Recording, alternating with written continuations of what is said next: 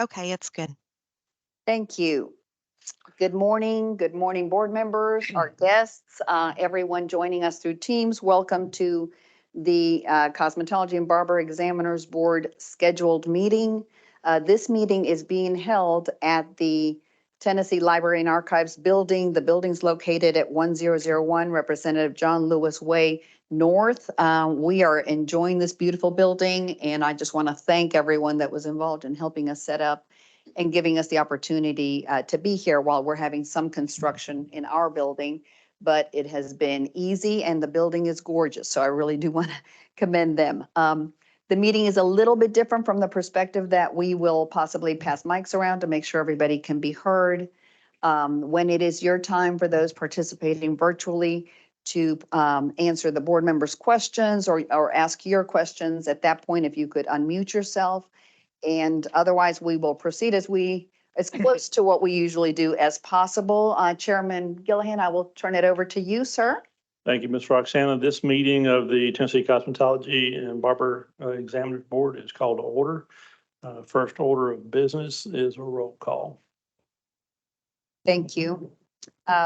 If you could please raise your hands just to make sure that I've got quorum as I call your names out. Miss Anita Charlton, not here. Frank Gambusa is not here. Miss Monica Lemons is not here with us. Judy McAllister, thank you. David McElreath, thank you. Jeffrey Moran, thank you, sir. Patricia Parsons is not here with us. Lane Petty, thank you. Becky Russell, thank you. Mona Sappenfield, thank you. Amy Tanksley, thank you. And our chair, Ron Gillihan. Here, we have quorum, Chairman Gillihan, ready to proceed. Thank you, sir. Thank you very much. Next order of business, we always like to welcome our visitors and guests and schools that are here. I believe we have a visitor in the audience. Thank you for coming today. We appreciate you.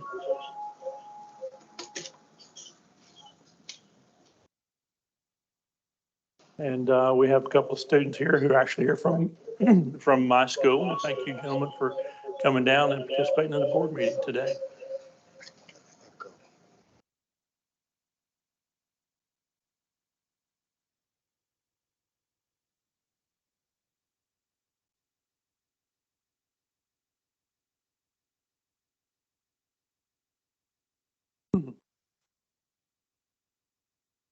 We'll say something so we can test and see. Okay. Dana, can you hear us? Yes, I had a couple that were muted or unmuted, so I muted them and that stopped. I can hear. Okay, thank you. Thank you. We may have a few little issues like that. We'll get them worked out as we go. The next order of business is to the approval of the June 2023 minutes. Are there any additions, corrections, or deletions to the minutes?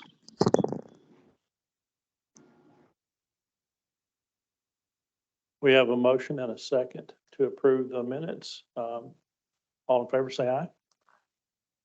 Motion carries. Okay, thank you very much. Couple of housekeeping announcements before we proceed. In all of our meetings, we always welcome public comments and public input. So at the end of this meeting, we'll have a moment and ask if there's any comments from the public. If we do have comments, we will limit those to about 3 minutes. And we would need to be pertaining to the items on the agenda for today. Thank you. Okay. Ms. Roxana, we'll come back to you. Thank you very much, Chairman Gillihan. I really appreciate it. Thank you to everyone on the Teams call for muting yourself. I think that's making the difference in the redundant microphone experience. If you can stay muted till we get to your item, I really appreciate that. We will start with our first school application that we have. The agenda was posted to the board's website, I believe, even prior to August 3rd. So if you want to follow along to see the order, you're welcome to. The first school that we have is Barber College.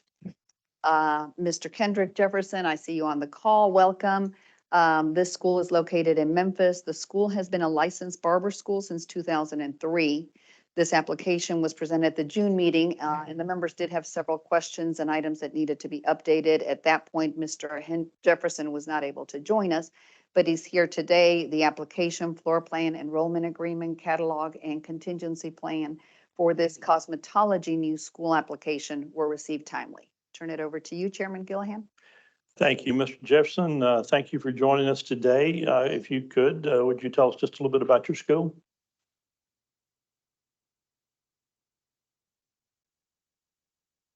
You may be muted.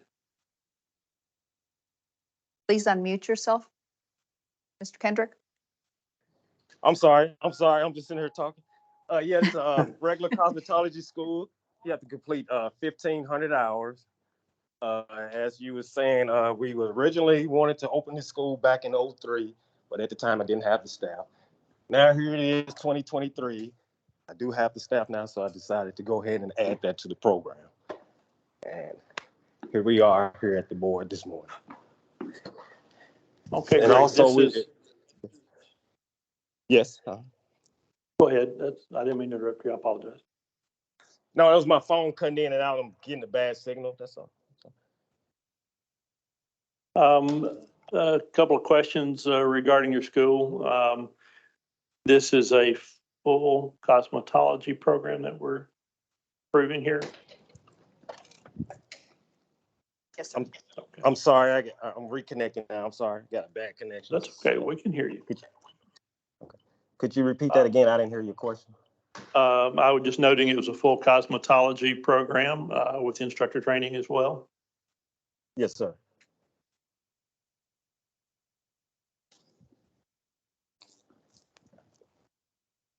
Can you hear me? Yes, sir. Can you hear me? I think this will be better. Okay. We've got this now, I believe. Okay, there we go. So the full cosmetology program, including instructor training, correct? Correct. Yes, sir. Okay, great. As I'm have reviewed your file, I just have a few notes here. In the package and the information that you can obtain online from the state board's website, of course, it gives you a list of items that need to be contained in your work, so in your submission. So one of the things I always look at is what is here and what I may not be able to find or may appear to be missing. I was not able to locate your school's discrimination and anti-harassment policy within the corners of the enrollment agreement. Can you tell me if that is in the enrollment agreement? And I might have overlooked it. That harassment policy should be in there. Can you direct me to a page? Hold on a second.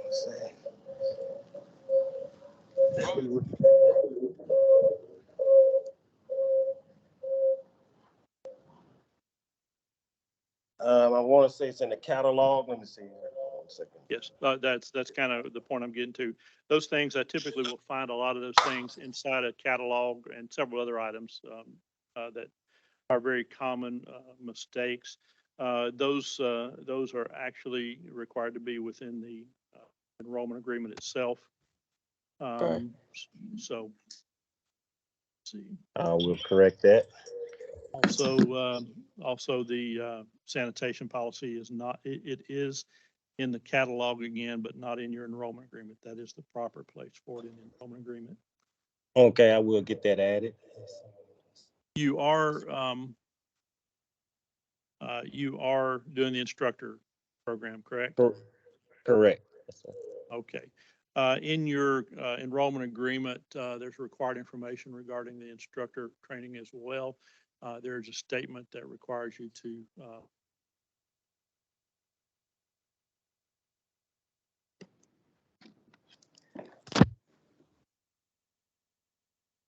Oh, I'm sorry. I couldn't. My phone is cutting out. Could you say that again? I couldn't hear you.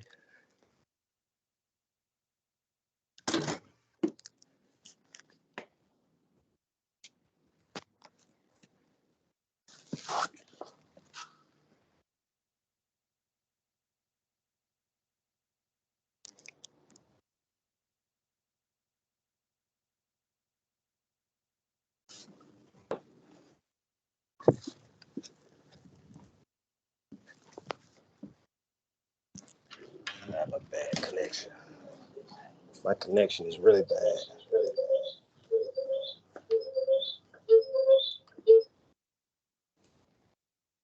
Till we finish, or asked a question. The plan to keep all of your part-time and full-time students' files separate. While many times these things are done in practice, you actually need a policy that states that, as well as a backup method for logging your student hours. Yes, sir.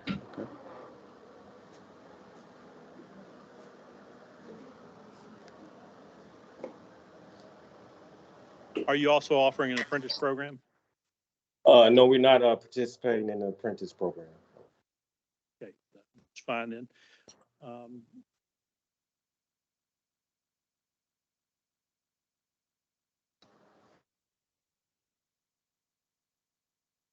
in your instructor's curriculum, I believe that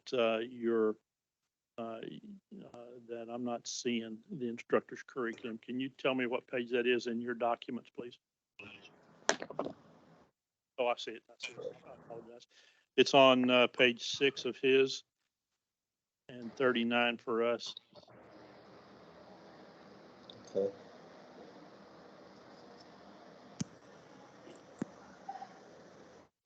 Okay, that was the last comment that I had on that, and Okay. I'm gonna, Ms. Becky, you have one? I do have Um, a I do have a backup plan for the student clocking also.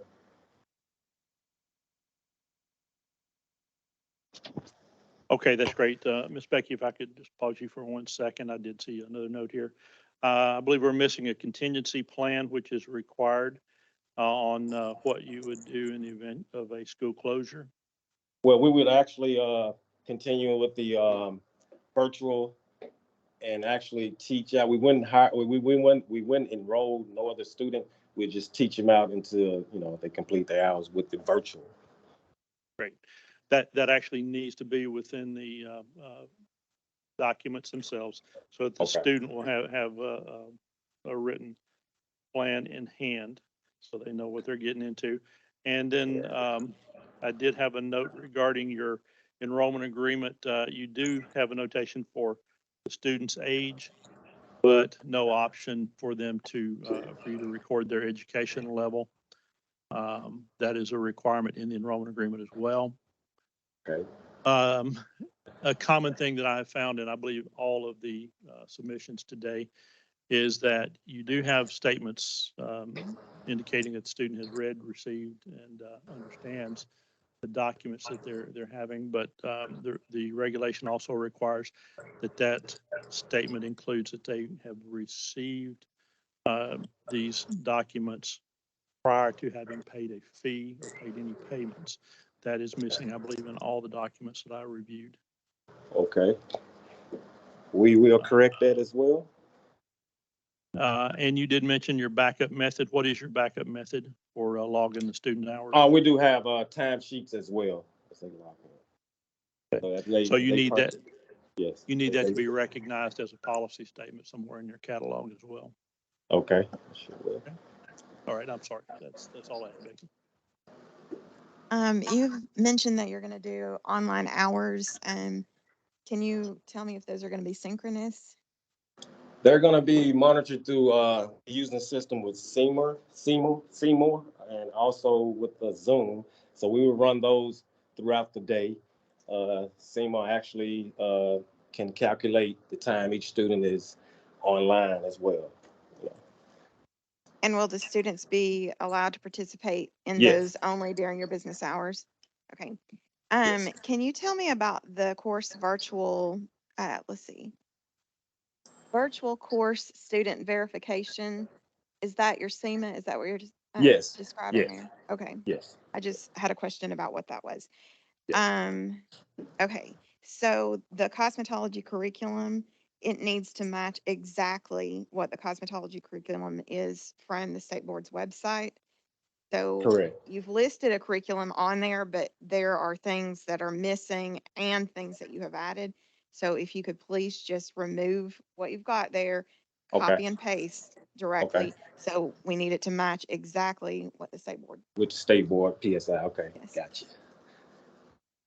Um, okay, another thing is cosmetology hybrid. It's saying that there's 750 hours virtual and then Mhm. 700 or more on campus. Can you Which describe means to me? they pretty much they have to do seven. They can only do 750 virtual. Along with that, they have to come in at least once every 10 days. They actually can do more than 1 day every 10 days on top of the virtual. That's pretty much. So they do Okay, I think 750 in-house, 750 virtual. And like I say, along with the virtual, they have to attend in-house at least once every 10 days, at least once. But they can attend as more than they like. Yes. okay. I think that I actually had written down the 1 day out of 10. Um, I think that needs to be a little clearer. Okay. I don't know how, if they're only attending 1 day every 10 days, um, in class, how that is going to end up being half virtual and half on campus. Anyway, if you can go back and look at your policy, Okay. um, and try to make that more clear as to what you're expecting as far Okay. as when they're hybrid, if they're a hybrid student. Gotcha. Um,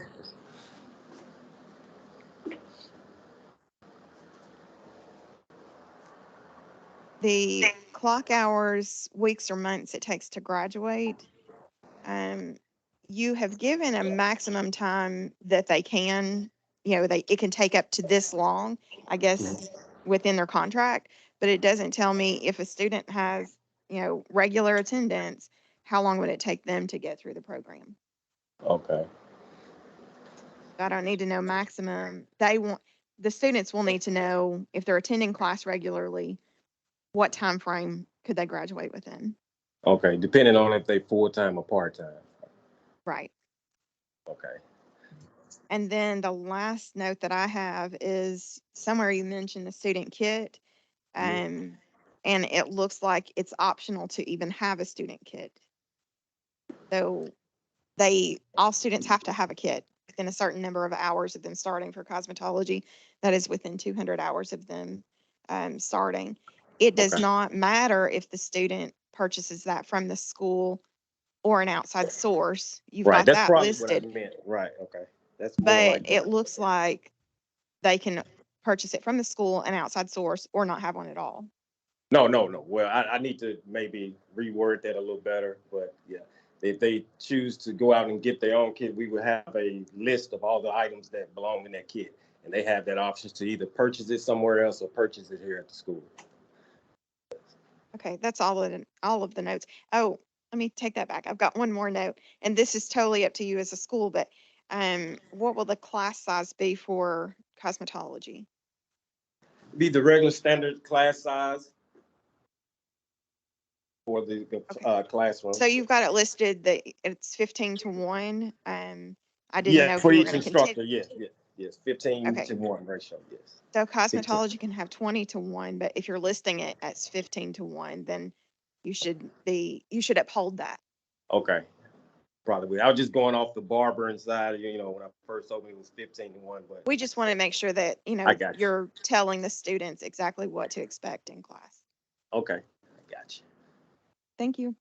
Thank you. Mr. Jefferson, there's Yes, something sir. I'd just like to ask you for clarification. With the attendance, back to the 1 day out of 10, um,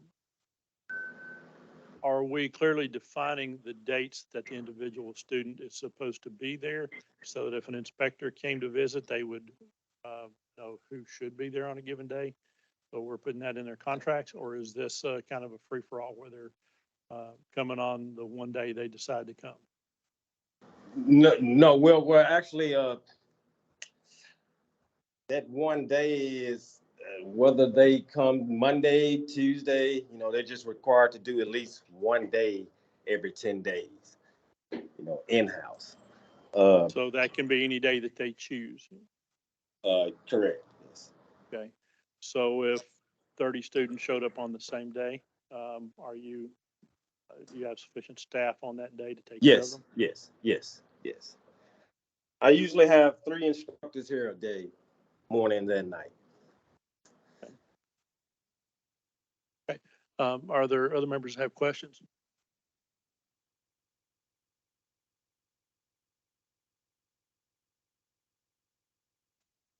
Do we have a recommendation? Anything further?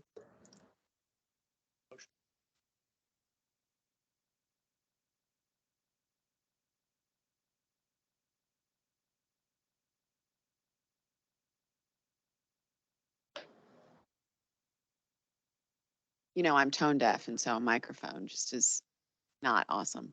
Do you feel comfortable with these changes being made for the office to approve? Or would you like him to represent? You had quite a few things that you wanted added or changed.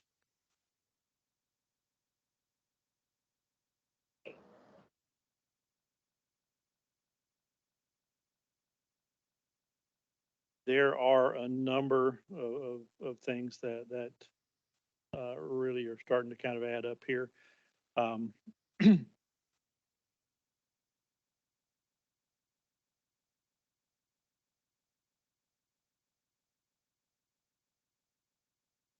um, he was postponed at the last meeting because he was present, I believe.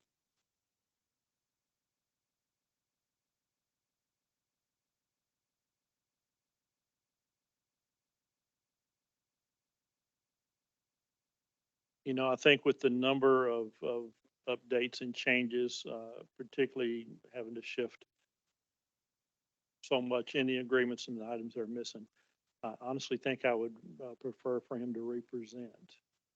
That would be my opinion, my recommendation.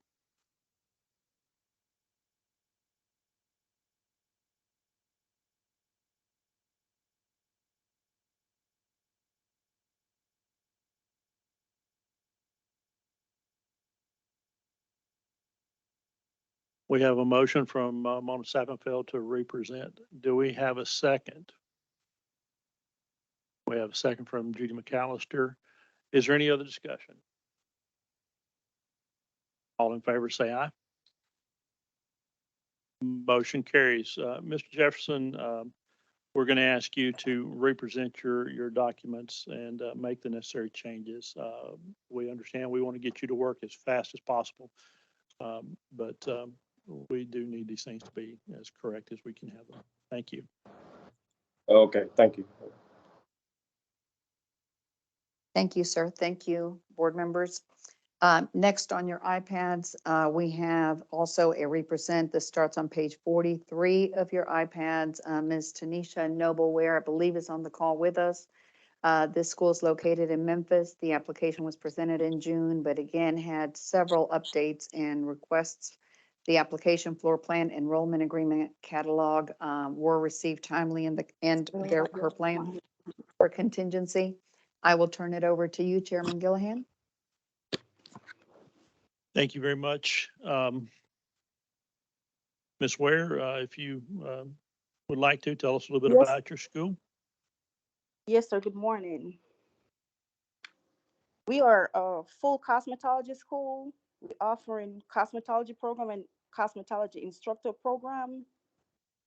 We are 2,600 square feet with a clinic floor of 1,600 square feet. If given the opportunity, I would like to reach as many cosmetology future instructors and cosmetologists as I can. I'm sorry, I don't believe I caught that. Could you repeat yourself? Yes, sir. I was saying we are a full cosmetology school. We offer a cosmetology instructor program and the cosmetology program. We do not offer apprenticeship programs. If given the opportunity, I would like to reach as many future cosmetologists as I can with my skills and knowledge. Wonderful, thank you. And I heard you say that you did not have an apprentice program. No, sir. Great. Okay. I'm just going to kind of go down my checklist once again. Yes, sir. First thing I noticed here was that I did not find a contingency plan for a teach out Yes. scenario in case your school closed. Is it in here? I may have overlooked it. Yes, sir. Let's It's see it's here. at the fourth to last page, sir. Okay.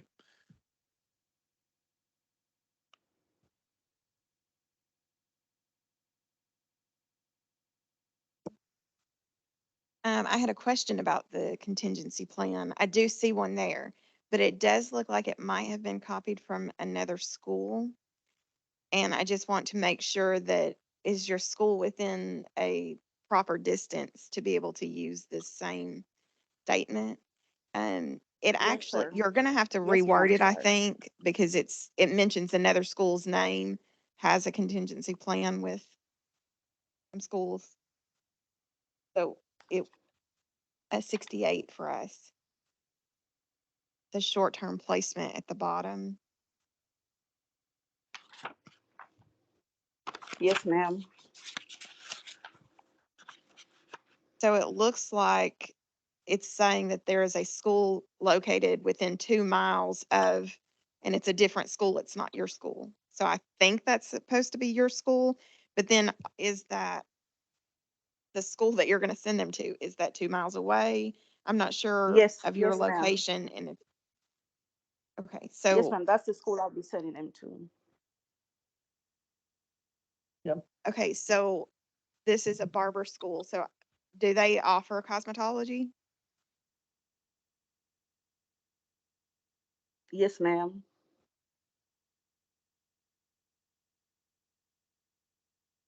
This is Roxanne, I apologize. The school that you're listing, American College of Barbering, are you telling me that it's also a cosmetology school? I think I made a mistake in that, ma'am. I'll correct Yes. it. Yes. All right, thank you. I'll correct it. Yes, ma'am. Thank you. In the event that you're not able to have a written contract with a school for a teach out agreement, do you have any other options?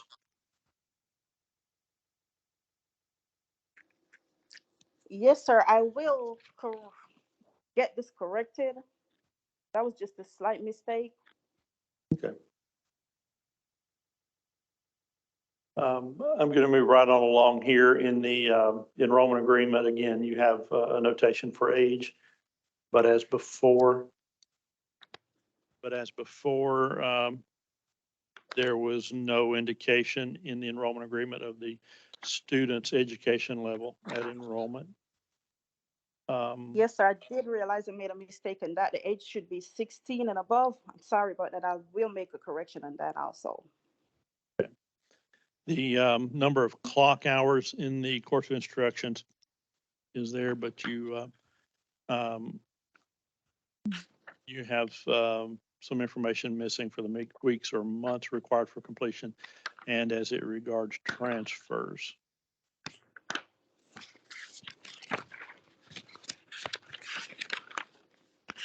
Okay.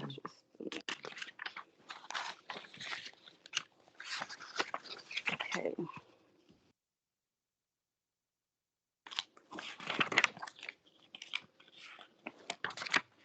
I will make a In correction your, on that too also, sir. I apologize for interrupting. In your course curriculum, you are also missing, I'm sorry, in your enrollment agreement, you're also, for the instructor, you're missing the statement regarding the 3-year licensure requirement. Yes, sir. I'll correct it. Okay. Sorry about that. I apologize.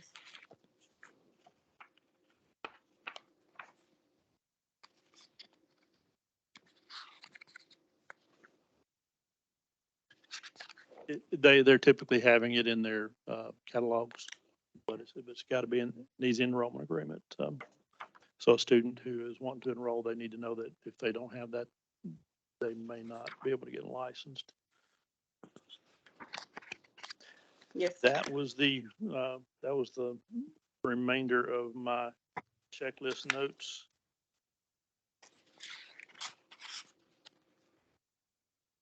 I believe also in your enrollment agreement, it does not, clearly establish that the student has to have a 10th grade minimum education.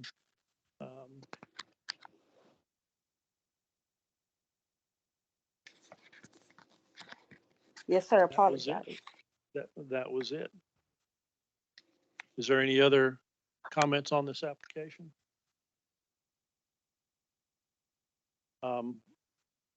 My recommendation would be to approve this with the changes that we have brought up. Is that a motion, Jeff? We have a motion from Mr. Jeffrey Moran to approve. Do we have a second? Second by Miss Amy Tanksley. Any other discussion? All in favor, say aye. Motion carries. Congratulations and good luck. Thank you so much, sir. Thank you all so much. Ms. Tanisha, congratulations. If you will please make sure to go over every single one of those changes and send them to me directly on one email as final. If we have to go back and forth, unfortunately, then it would be delayed till October. I'm happy receiving those changes, but it will need to be one email. So make sure that if you missed anything that Chairman Gillahan went over, that you watch the video. It'll be posted by tomorrow for sure, and hopefully your notes capture it. And then we'll definitely approve it and move forward for the inspection, okay? Yes, ma'am. I'll watch the video later on and I'll go over Thank everything. you. Thank you so much. Take care. Thank you.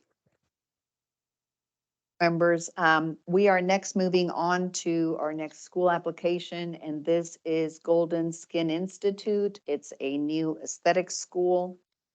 Mr. Elvin Mejia, I believe, is participating virtually with us, as well as possibly someone else with this particular new location.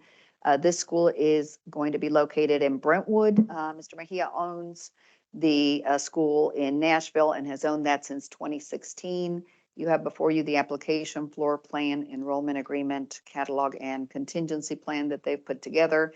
Again, this would be specific to aesthetics only. Thank you, sir. Thank you. And Ms. Roxana, who do we have with us today? Elvin Mejia should be on the call. Thank you. Thank you. Thank you for joining us today. We'd like to have just a moment and have you tell us a little bit about your school, if you don't mind. Maybe on mute. I do not see that name on the Teams meeting. They may be logged in under someone's account, but I'm not sure who they would be logged in under. I don't, Julie, you're there. I just Hi. saw you pass. There you go. Yes, We can ma'am. hear you now. This is- Welcome. Thank you. How are you all today? We're having a great day and a wonderful new facility this morning, and we're glad to have you join us. Julie, I apologize, Ron. Can you go ahead and give us your full name if Elvin isn't going to be the one on the call? Yes, I'm Julia. My last name is spelled like laugh and land. So Laugghland. Thank you. Go right ahead. I apologize, Chairman Gillahan. Thank you so much for that. I appreciate you being with us. I'd like to know a little bit about the school and the program that you want to offer. So Mr. Bahia owns a full cosmetology school down in South Nashville, and this is going to be a specialty aesthetic school within the Brentwood Franklin area. We wanted to move the aesthetics program to another facility with some more advanced teachers who will be helping us. Okay, so now this is not a move. This is a new school, correct? Okay, great. It's a brand new school, yes. I'm going to go ahead and get right in it as our meeting is our agenda is a bit long today, so forgive me. I don't mean to be brusque. There's a couple of questions I have for you. In your enrollment agreement, I know that you have addressed some age in there, but I think we need a statement that identifies that the student is at least 16 years old, 16 years of age. What caught my eye, and I know your paperwork says that, I'm pretty certain you're not trying to indicate that you're only going to accept 16-year-olds, but that's what that kind of looks like to me. Just a note that I caught that might help you out a little bit. You're not doing full-time classes, is that correct? Everything is a part-time? That's correct. It will be part-time.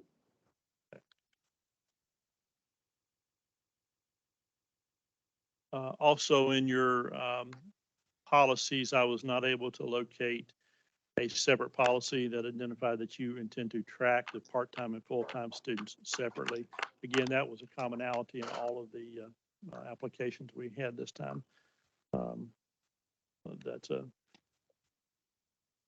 right. Since you're only part-time, you know, it may be a moot point there. If you ever did decide to add full-time courses, then that would obviously have to be updated.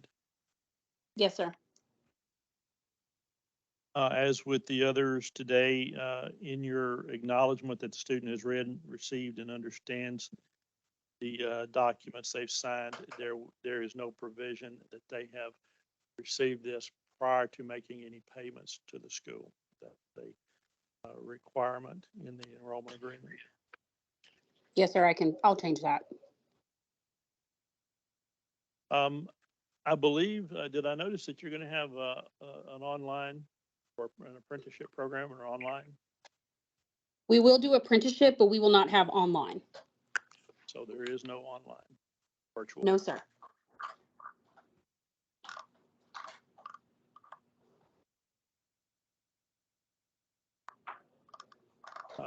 Members, those appear to be the comments that I had noticed in this application.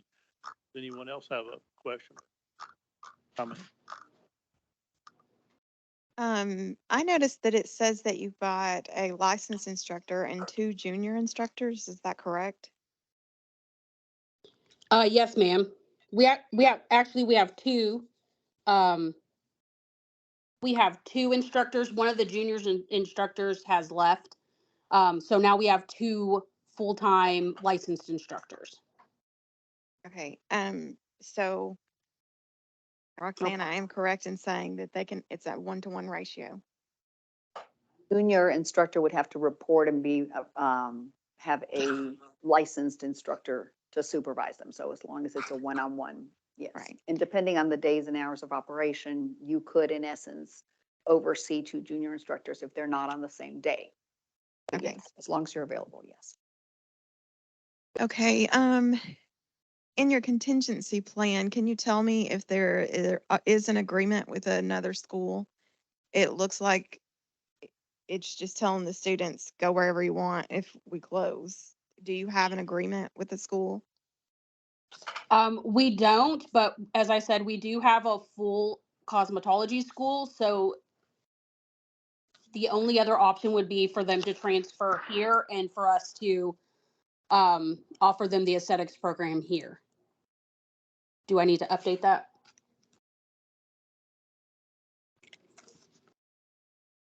We just need to know that the students are going to be taken care of in the event that something happens. So if that's what you want to do, we can't advise you, where Okay. to educate them. But if that's what you're going to do, then it needs to be in your contingency plan or give them some kind of idea what would happen if the school were to close. So we don't have any that we work with directly, but of course, if anything was like that was to happen, we as a staff would recommend them to other schools within the area. We would help them with that paperwork. Okay, I'm going to move on. Your curriculum does not exactly match what the state board requirements are, so please change your curriculum. And again, it's just a simple copy and paste from the website. Okay. You are offering the apprenticeship program, correct? Correct. Do you have connections with professionals in the industry with 10 years of experience to send these students to? Yes.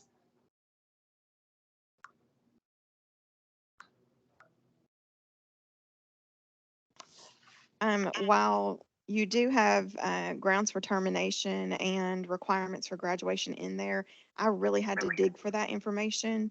So I'd love for you to go back and just label those appropriately so that they will know that that is the grounds for termination. Um, in which document? The It's on page 7 of the enrollment agreement. It's Um, in the academic catalog. in the catalog. Okay. So if you'll just label those, so it will be easy for a student to find them.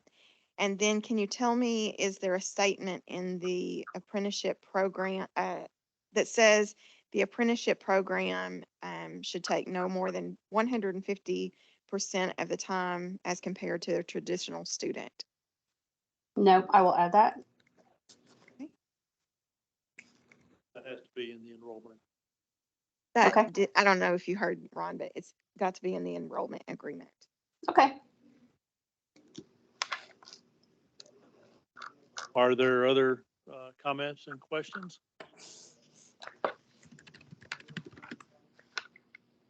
Ms. Becky, do you have a recommendation?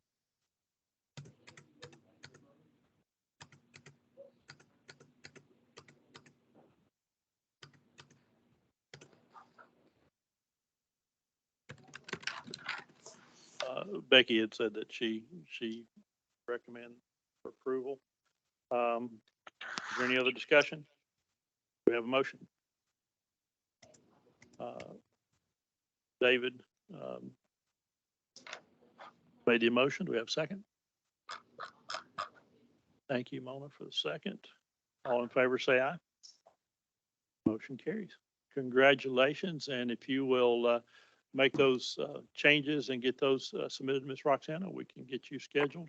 And in the previous as well as this, I don't believe we made a motion for the inspections.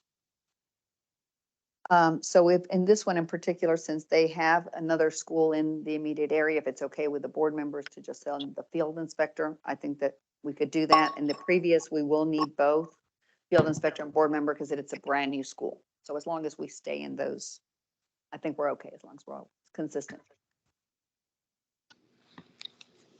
You volunteered. Thank you.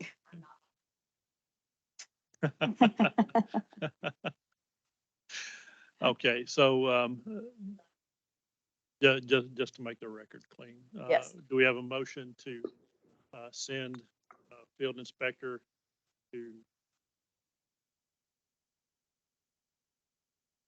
the Nisha School of Cosmetology and to have, I'm sorry, to send a board member to the Nisha School of Cosmetology and a field inspector to Golden Skin Institute? Yes, just a field inspector will be needed for Golden Skin Institute because they have a school that's been in standing already. And so thank you, Amy, but I don't think we'll need a board member for that one. And then we will need to, once we have everything from Ms. Noble, we'll coordinate a board member to inspect the school. Thank you very much. Thank you. Thank you, Okay, we'll everyone. move on. Thank Congratulations you. and good luck. Yes, and Julie, if you don't mind, I think I said this in the previous one, just send me one email with your final documents. If they meet what the board has requested, I'll be able to approve it. If they don't, however, it would be put off till October. So make sure to go over all their points. Thank you so much. Yes. Yes, ma'am. Thank you.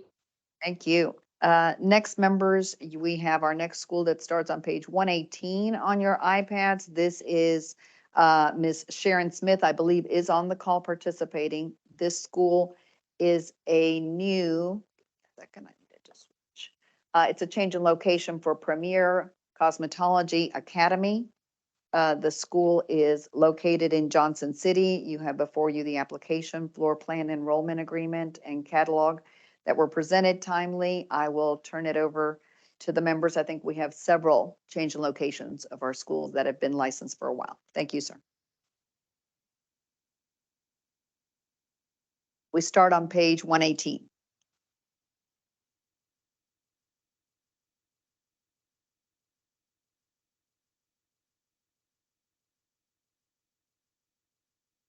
Yes. Yes, ma'am.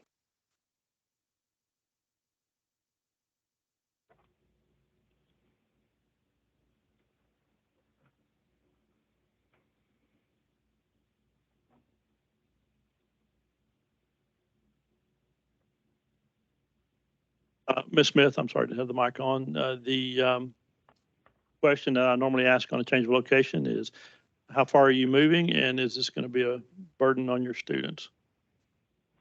I am moving 16 miles away, and no, it is not.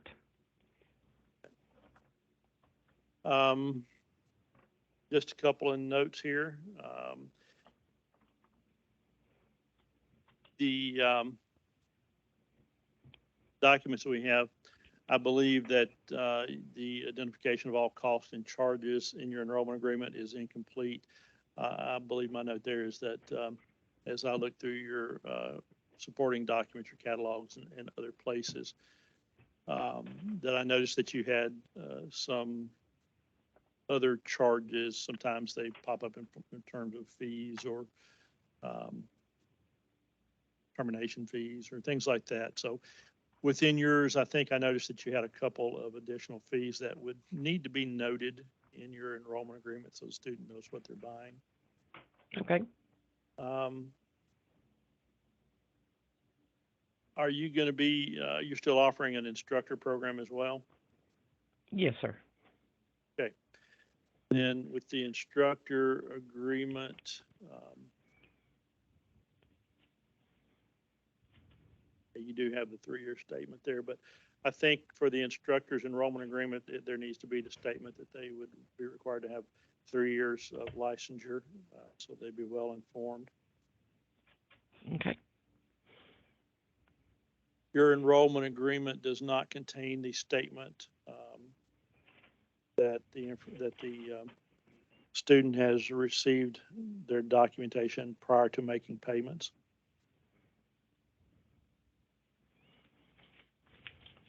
Okay. I did not notice your sanitation policy. Can you tell me where I might locate that in your documents? Page 126, maybe. Yeah, I think I've added that. That's 126, along with the clocking in and out and the sanitation. Chores, Yeah. I see it there now. Yes. Yes.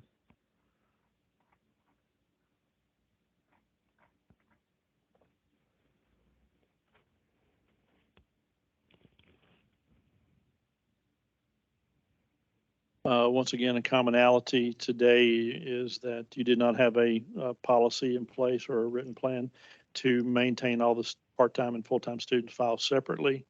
That can be in the catalog. A backup method for logging hours for the students.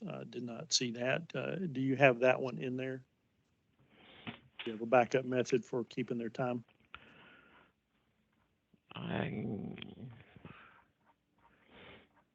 I'm trying to look for it through here.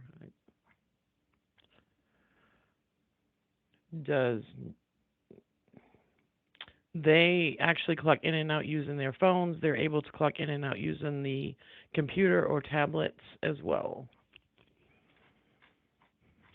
Okay. So when they clock in and out on their phone, that's coming into your computer system, correct?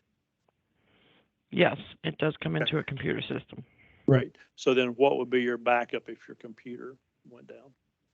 How are you maintaining a record of all the hours students have accumulated? Do you have a paper copy somewhere, or are you saving them on a thumb drive? What is your backup? Yes, I actually have a thumb drive that I save everything on. Okay. All right. We just need to make sure there is some system in place in case those things have to be recovered. Okay.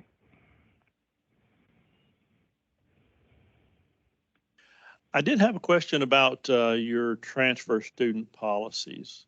How do you, how are you going to determine how many hours of credit that you grant if you accept a transfer student? Do you have a policy for that? Have I overlooked it?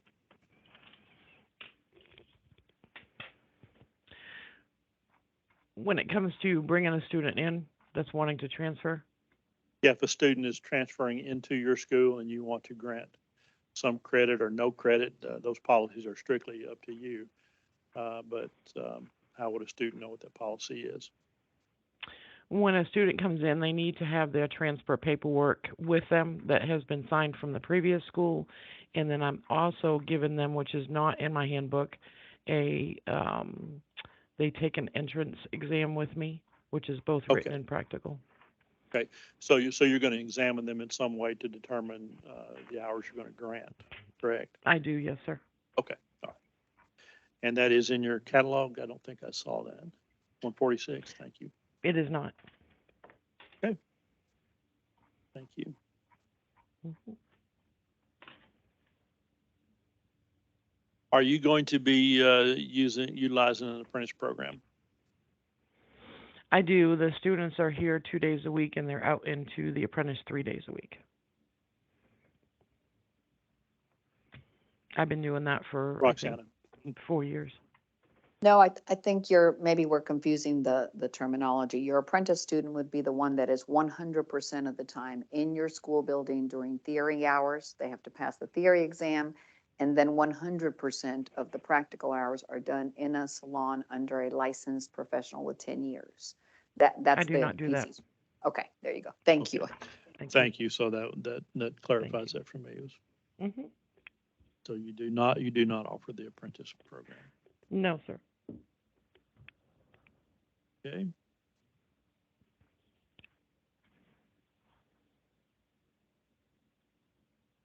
You do have a contingency plan in your documents, but I'm curious if you have a contract in that because it appears it's just a recommendation from where the students can go. You have an agreement with the schools that you've listed? I I do not. No. Okay. So in the absence of some kind of an agreement like that, I think it would be wise, and I'm just giving an opinion on this, that the Okay. student um, be informed that these are just available opportunities or something. Um, Okay. so, so that they're clear on what options they might have. Okay.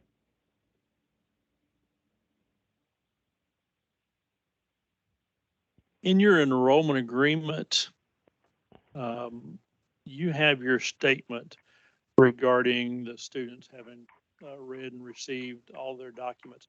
You have that on page 1 of your enrollment agreement. That is generally a statement that comes at the end of the enrollment agreement to be inclusive. So the items that come after that might not be considered to be distributed correctly. Okay. So move that to the end. Okay.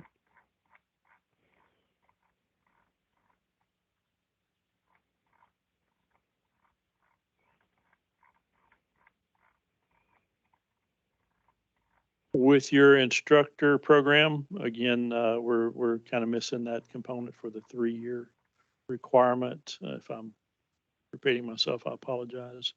Had a lot of notes here. That's fine.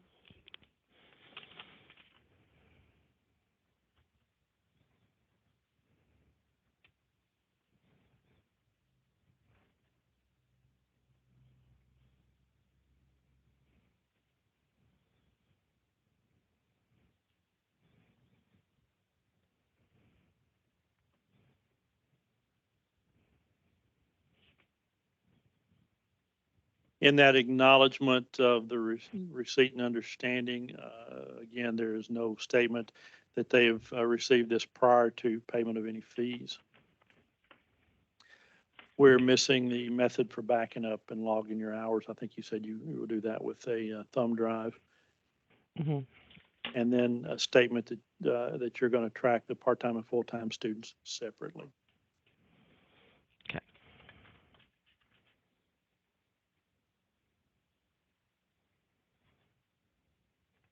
Also, I believe I found some additional fees listed in your catalog that are not included in the enrollment agreement. Yes.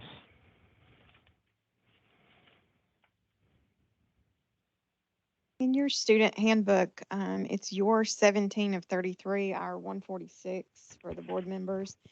There is a chart in the middle of that page that I can't make heads or tails out of. It's weeks scheduled and hours, and you've got A lot of hours on there. I'm not really sure what's going on with this chart. Yes, I'm required to put that in there because I just became accredited, and that comes through NACIS, and it is required through NACIS to put that specific information in there.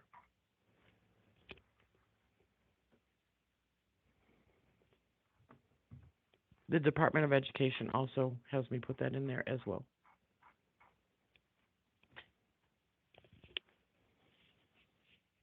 I believe what we're looking at is where it says cosmetology full-time, you have 60 hours listed there. That exceeds the maximum amount permitted if that's a weekly number. Can you Okay, tell I us see what what you that mean. 60 is for the full-time and 112 for the part-time?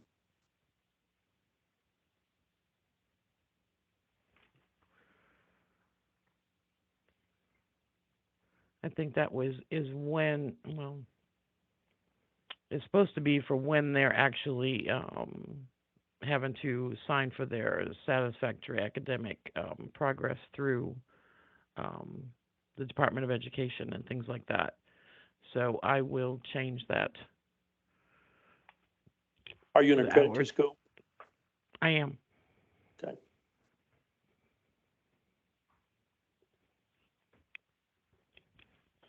So I would also look at the aesthetics and the nail program as well for those hours. Okay. Okay.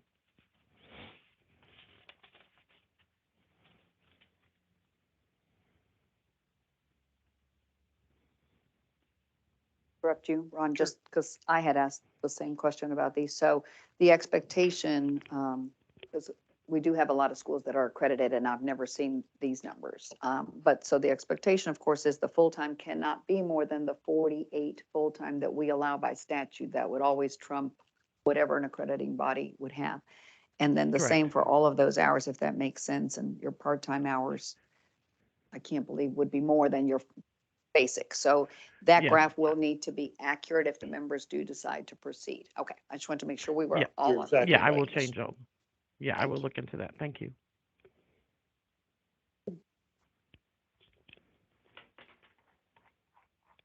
Okay. Did any other member have a concern, or question? Do we have a recommendation for this program? I'm sorry, for the change of address, excuse me. I think we need to address these missing elements. And then do we have a motion to approve the change of location?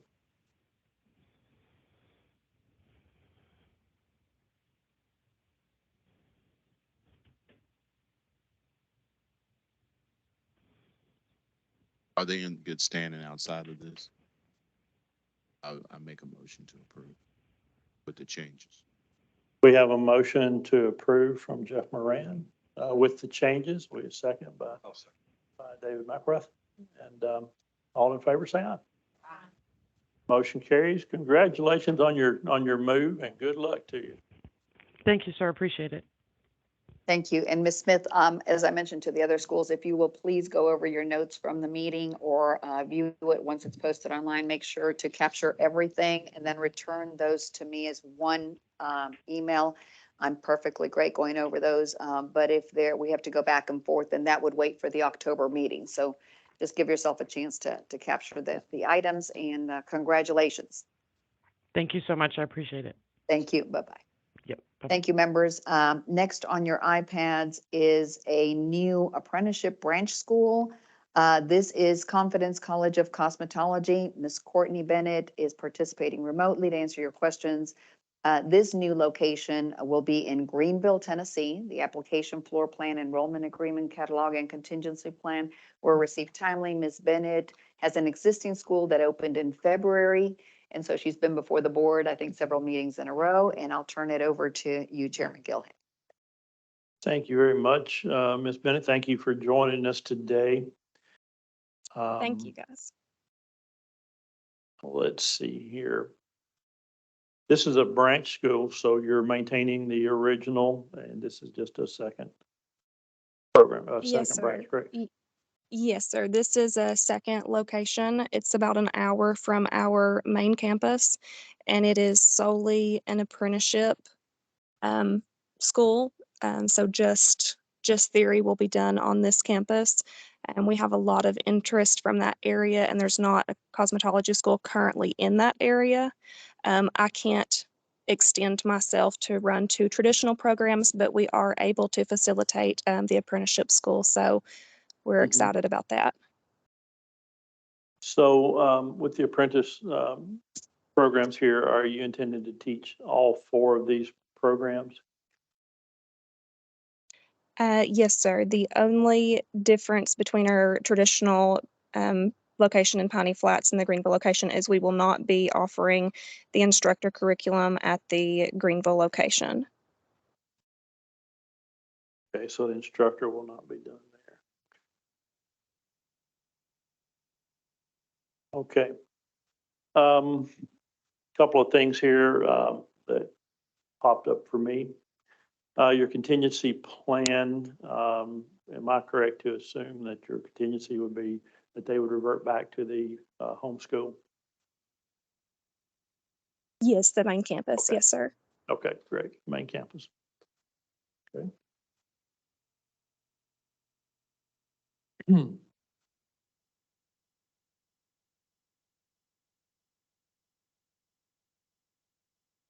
An element that I believe was missing from yours was the tracking of the full and part-time. Do you intend to do full-time or Um, full and part-time here or just one? Actually, sir, just part-time, and I actually copied and pasted a lot from my original paperwork for the main campus, and I purposefully removed that clause thinking I didn't need it because it was solely a part-time school, but I'm happy to add that back.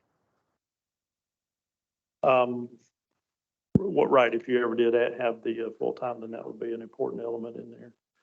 Okay. Okay.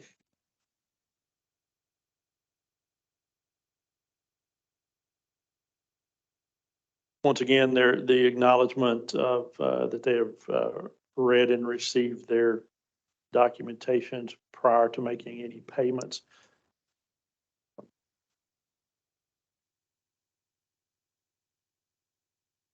Can you tell me about your backup method for maintaining student hours? Yes, so our hours, we have multiple ways that we track. When they are on campus, we have a sign-in sheet by the door, so they write the time down along with their name that they walk through the door. I also pay for an app that they can clock in from their smart device. So we have two records at all times. So when they're on campus, they clock in through the app. They also sign in. When they're virtual, they still clock in through the app, but then we compare their clock in app times to SEMA, which also tracks their times. So we always have two records of hours. Sure. Since you're not going to be doing the instructor program there, then that enrollment agreement wouldn't necessarily need the 3 years of licensure statement. But just to make you clear that if you ever did add that in there, then that would need to be updated as well. Also, I did not notice, well, are you doing, these are all apprentices, correct? Yes, Okay. sir. So I did not see the statement that the apprentice program must be completed within 150% of the required time. I do have that statement under the cosmetology section box on page 2, but I will add that to the other, all the other courses. I do have that time frame reflected in their contract period. It's in the math of that reflected, but I will add those statements to each of those boxes. I think that would be important. Have a note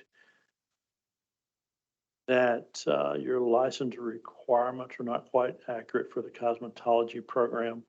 Um, it appeared to me that maybe you were mixing um, full-time and apprentice programs in some of the language there. I think you probably want to take a good look at that, particularly as it pertains to the 50% requirement for the 50% time inside the school or in the theory portion and the 50% outside. Okay. I'm probably going to leave some more of that for Miss Becky. You have references to your eyelash course, and I did just want to make a note that while the eyelash course is upcoming, rules have not been completed for that. So, Yes, sir. I think on that, we'd made the decision that the law touches on the basics and we were actually not going to dive into the curriculum. good. So the schools have been encouraged, those that have reached me have mostly been aesthetic schools, to obviously go back to the books and then supplement with anything, especially for the safety of eye illnesses and so forth, to add on to that material. But at least at this time, and that could change, as you all know, in a few months, we aren't adding specific rules to that. Yes, ma'am. I did add the email that I received with the updated when the law was approved.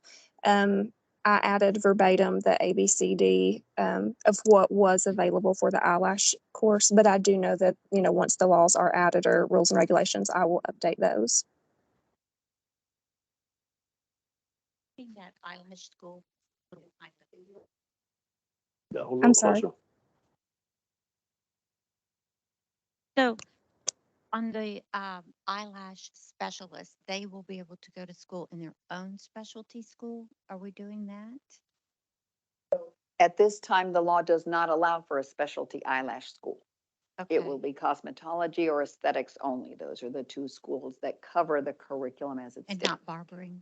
Not barbering. The statute did not open the barber statute. Thank you, Ms. Mona, for your question. Chairman, I'll hand it back to you. Sure.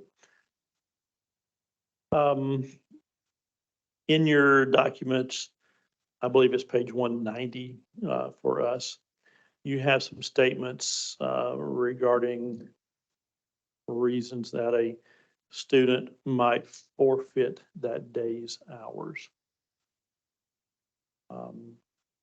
It appeared to me that that was some disciplinary action for, if I recall, maybe being on a phone or doing something that was not permissible in your school. The student was going to be required to forfeit hours. I'm not sure that you can take away hours that have been earned. I think that would be a grave issue. However, the regulations do allow that if a student is not actively engaged in the program work, then they can be clocked out or not given those hours if they're not actively in the curriculum. Yes, And sir. I'm saying that poorly, so I would take a good look at that. I'm not telling you what to do, but I would definitely take a look at that. Yes, sir. I will make that more detailed or remove it altogether. The reason that is in there is currently we offer apprenticeship at the main campus, and some of the problems that we have had with the apprenticeship students is they will supposed to be logged into their ebooks on SEMA, and whenever we get on our instructor's computer and see who's logged in, because we can see which students are active, they say that they're on SEMA, but really they're on social media. So that's where that fell in, but I can definitely adjust that statement. I do understand the things you're saying. The last, I guess, and probably the most concerning thing I have here is probably going to be very easy for you to put me at ease. How many instructors are you planning on having supervising these courses during the course of an average day? Typically 2 at all times. We currently have 2. We have 1 instructor student that is fixing to graduate that will also turn into an employee. And then we have 1 that is fixing to come on board and help us with the new facility. Okay. The reason I asked the question is because it appears that you're with the 4 programs that you had listed. Yes. There are 2 in-house on a certain day and then 2 in-house on different days, 2 programs I'm referring to. And I'm concerned based on the space and the size and the diagram that you sent, how you're going to conduct classes with two separate programs at the same time if you only had one instructor trying to supervise all four of those, because again, two will be in class and two will be online programs at the same time each day. Yes, yes, sir. So So one instructor teaching two programs at the same time. Can you explain how that's going to work? yes, sir. So we actually have discussed how we would stagger that. And so the two courses that would be on campus at the same time, the facility, the classroom is small, but actually we're in a plaza. It's a very large facility, and we have a lot of shared common grounds. So there's a waiting area with chairs and desks. There's conference room. There's break rooms. There's restroom facilities. So the way that we were going to map that out would be specific hours, like the morning hours would be set for theory for one course, while the other course would be working on their SEMA or their theory work and on assignments, and then we would flip-flop. So the students that are working on their theory work would be able to use conference rooms or the other area that's available to us, that's shared common ground. Okay. And the online portions of this are going to be synchronous, so that your staff is online and engaged with that portion at the same time, correct? Yes, sir.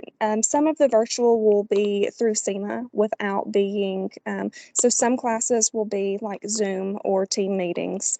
And then some will just be their book work through SEMA, which tracks them.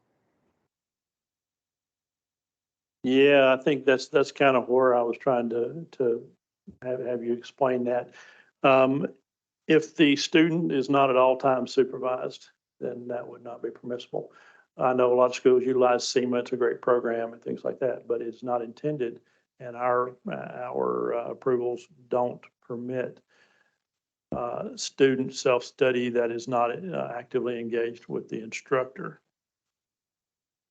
Right. There would be an instructor logged from an instructor computer at all times whenever whether they're on or off campus.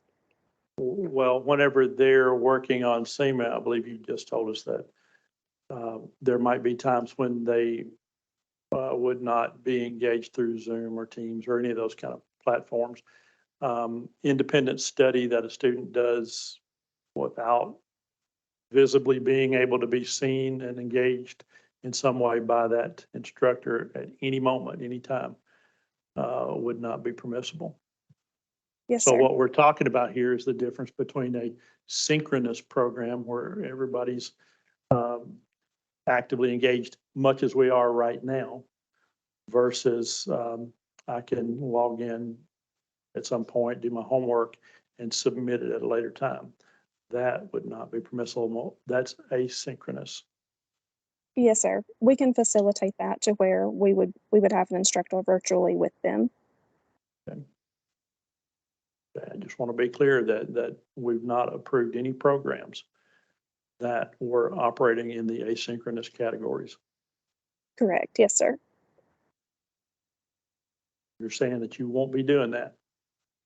Yes, sir. I'm saying we can facilitate an instructor to be available to all courses, all classes going on at all times.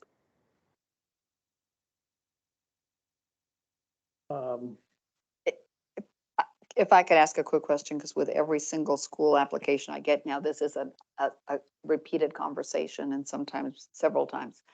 The system that you're using, Ms. Courtney, if the student is able to log in to do, and even if those hours are tracked through this computerized system at, I'll just say 2 a.m. for those that are night owls, those hours do not count if they're wanting to practice and assist themselves in seeing more, cuts and shaves and what have you. That's different, but those hours cannot count, as I believe what Chairman Gillihan is getting to. So anytime they're virtual hours and the instructor at that point in time isn't instructing or available, those hours don't count. Correct. Yes, ma'am. Okay. Okay, so that element's going to be removed, correct? Yes, sir. Okay. And that helps me to address the issue of instructors overseeing multiple programs at the same time as well. I'm going to pause there and give everyone else an opportunity to speak. Becky? You get that microphone, please. Thank you.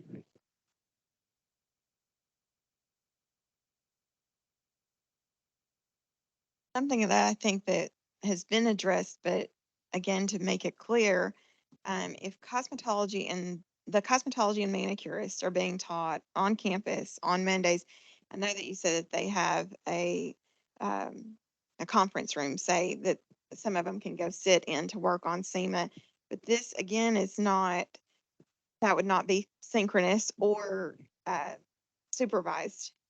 So if they're just in a room working on whatever at any given time, I'm not sure how cosmetology and manicuring can be taught in this small of a space by one instructor.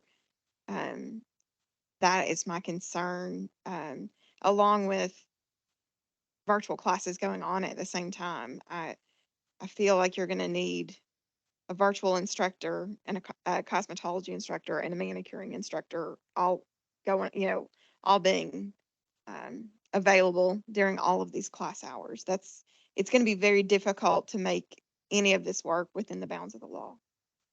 Yes, ma'am. If that's the case, I am more than willing to, because I know that it will be hard to accommodate extra staff right now. We do have enough staff to accommodate what we have, and we could definitely accommodate cosmetology and aesthetics. So I could remove the manicurist and eyelash specialist if that would better fit for approval. I would be willing to remove those two courses from my catalog and enrollment agreement and just offer cosmetology and aesthetics at the Greenville campus, because we could still offer the other two at our main campus. So this is truly just to help students in that area. I'm fine without honoring the apprenticeship manicurist and eyelash specialist for the Greenville area. Since this is an apprenticeship program, can you tell me, do you have those relationships established already with those 10-year veteran stylists or whoever that are going to take these apprentice students on? Yes, ma'am. Actually, in the plaza that we are located in, there's numerous salons located within that plaza, and they are all seasoned stylists. And we currently have lots of salons reaching out to our main campus wanting to take apprenticeship students. Okay, and can you point out somewhere in your enrollment agreement that the apprenticeship program should take no more than 150% of the time compared to a traditional student? I do have that in the cosmetology box where they fill out which course they are selecting. But as I told Mr. Gilliam earlier, I do not have that in all of the boxes. The math does reflect that time frame, but I will add that clause to each course, or to cosmetology or the aesthetic box as well. Okay, thank you.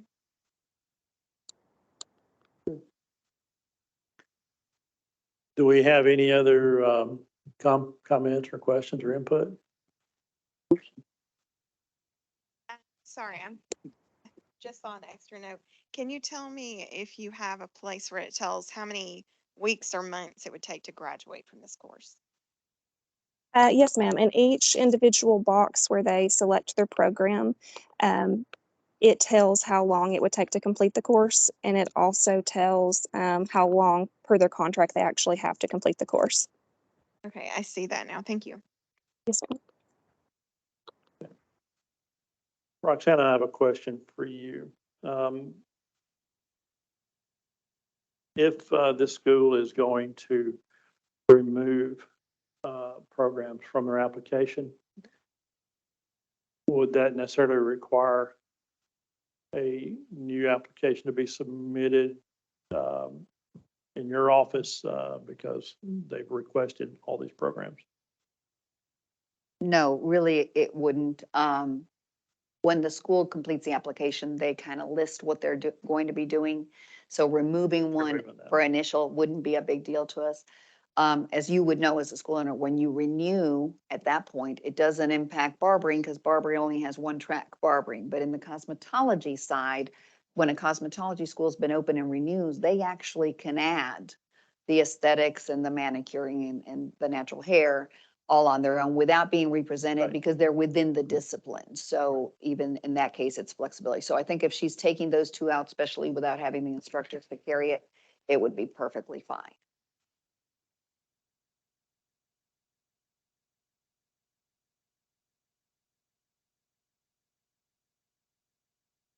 Would anybody like to make a recommendation or a motion?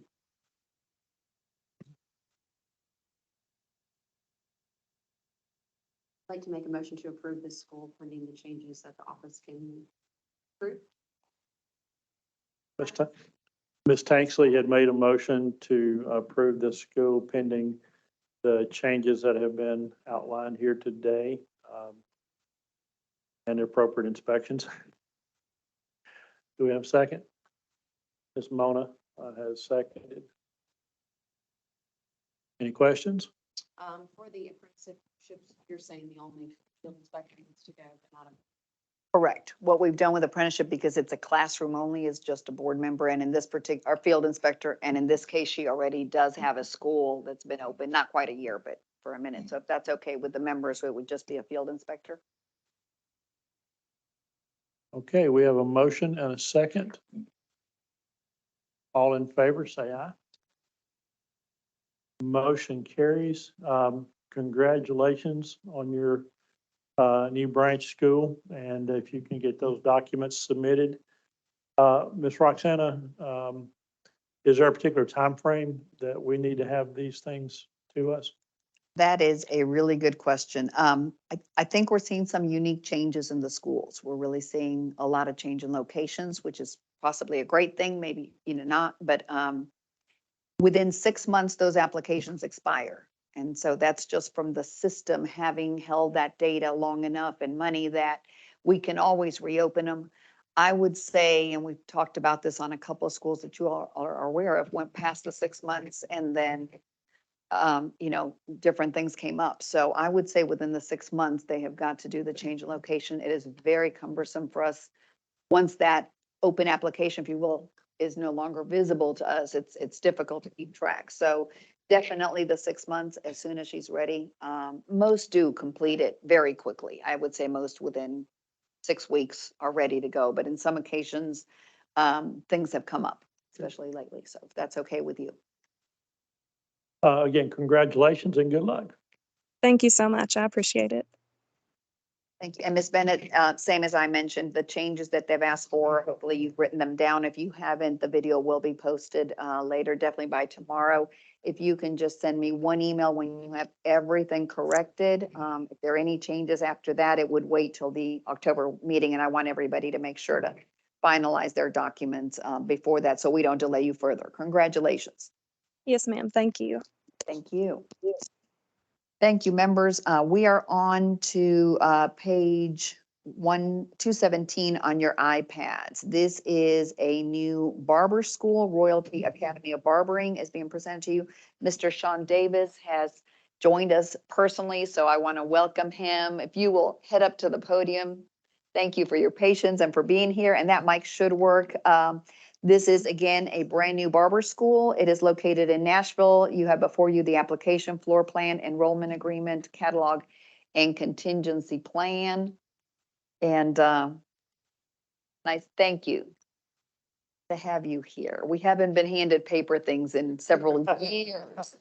Thank you. Thank you. It's hard to be fully prepared. What page are we on, Roxanne?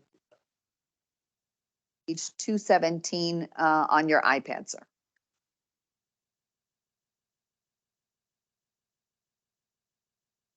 Mr. Davis, welcome again, and thank you for coming down with us. Apologize for talking to the corner over here. No problem. Hey, tell us about your school. Well, I am a 8-year master barber. I have been traveling for the past 8 to 10 years, honestly, with a lot of the pro NFL players, including our very own Tennessee Titans. Um, I've been featured artist at a lot of different hair conventions and barber shows. And now I just want to come away from behind the chair and focus more on the education. My school is located in North Nashville. It's at 2207 Clarksville Pike. It's 1,670 square feet. I have 15 barber chairs, 5 shampoo bowls, 2 dryers, 2 manicure stations, and a classroom with 16 chairs in it. My office is across the hall. My building is actually old. The owner gave me the opportunity to grow my company and my brand. When I first moved in, I asked him if that was possible, and thank God he made it possible. He gave me a space and he gutted it out and allowed me to go in and put my own little I guess you can say my own little personal input in there. And I'm just glad that I'm able to pass along everything that I've learned to maybe the future barbers coming into Nashville and surrounding counties. Well, that sounds great. You know, it's a lot of work to undertake these endeavors, and we appreciate you taking the effort. Thank you. We're going to have a few questions for you this morning, so Okay. let's see here.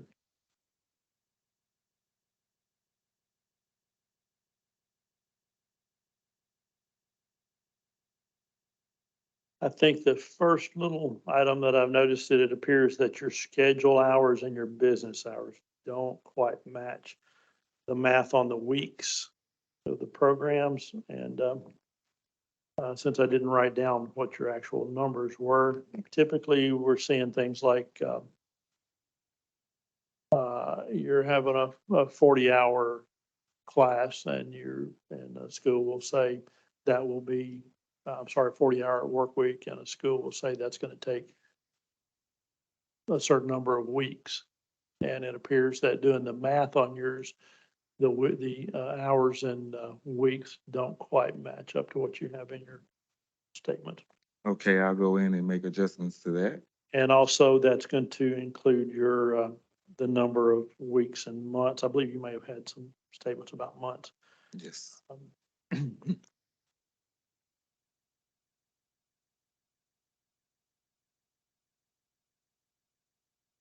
You do have the number of clock hours in the course of instruction, but again, it did appear to be a little bit unclear.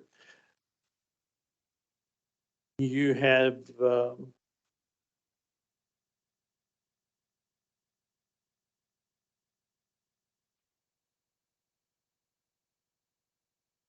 you tell me where your school's policy is on your sanitation requirements?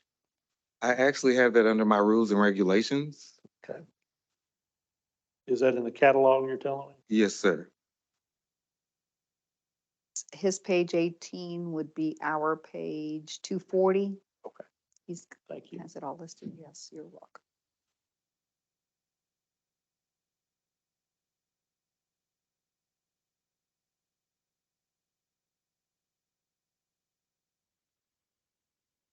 Your statement of acknowledgement by the student that they've received their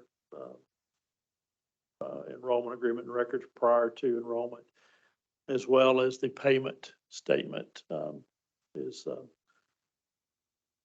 lacking here. And I think my note here says that it was a bit unclear. You might want to just take a look at your language and spell out specifically exactly what they're acknowledging. Your method for backing up and logging hours, and also your school is going to be only a full-time school? Yes, sir. Only full No time. part-time? Okay. I would add the same statement as everyone else. If you change and add full-time, then that's going to need to be indicated in your enrollment document. Will do. One of the biggest notations I have here is regarding your curriculum. Can you tell me how you came up with your curriculum? It doesn't appear to match the state. I actually did copy and paste the curriculum. I sent that to Ms. Jamugio as well.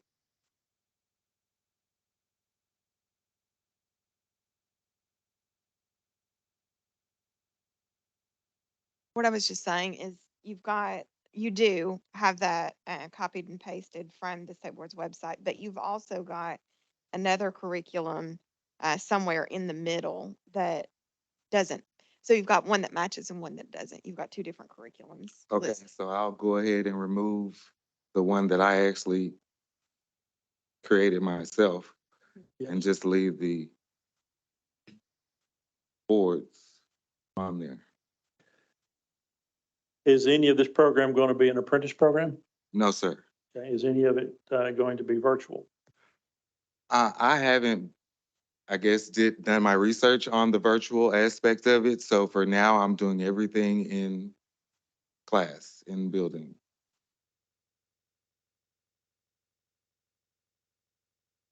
Do you feel like you have sufficient instructor staff to be able to take care of the number of students you're going to have? Well, I'm only taking the requirement by the board, which is one instructor per every 15 students, and I am the instructor. I do plan on hiring other instructors in the future. I just wanted to get the main things out of the way right now. I do have a lot of instructors in Tennessee who have been asking and really wanting to work with me, so I know that won't be a problem either. I do know that we do have to go online and actually add those instructors to our information as well, so I'll do that when the time is appropriate.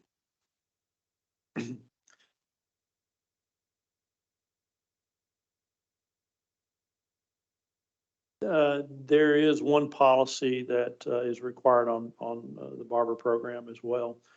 You actually have to have a policy that says you will give a receipt to any student for any money received. So you want to take a look at that part of the statute and make sure you have a policy that complies with that.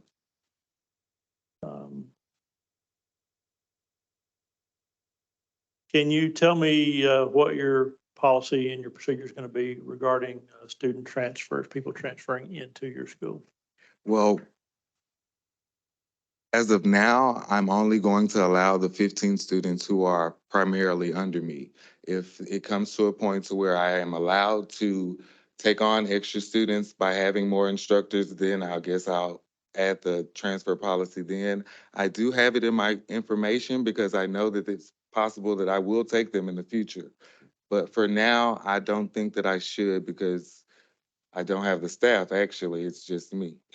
Can you tell me where that is? I'd like to look at it in documents. As far as The transfer policy. that is actually also in my rules and regs, I believe. So it's in your catalog? Yes, it is.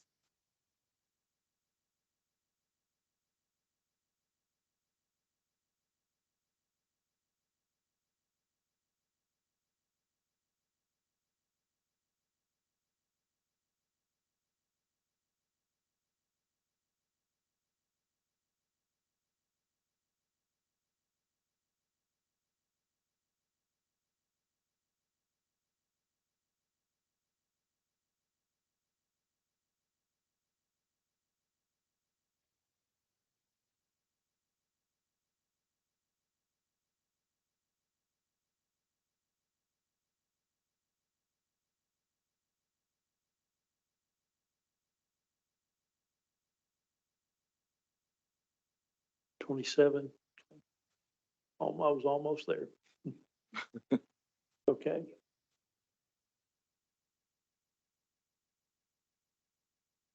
Okay.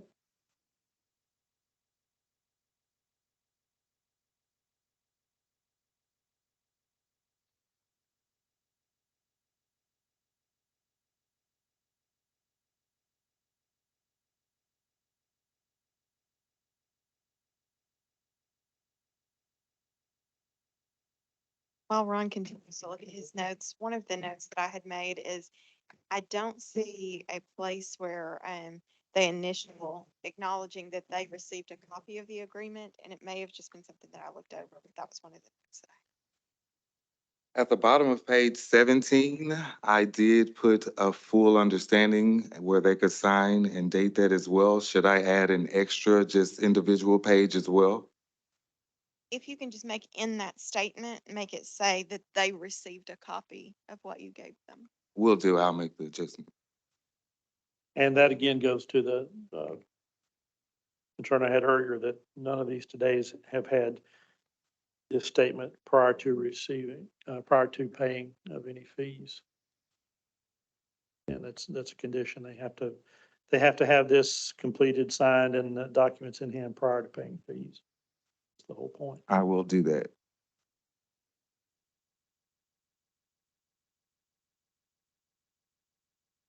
That concluded the concerns that I had. Do we have any comments from the other members? Questions?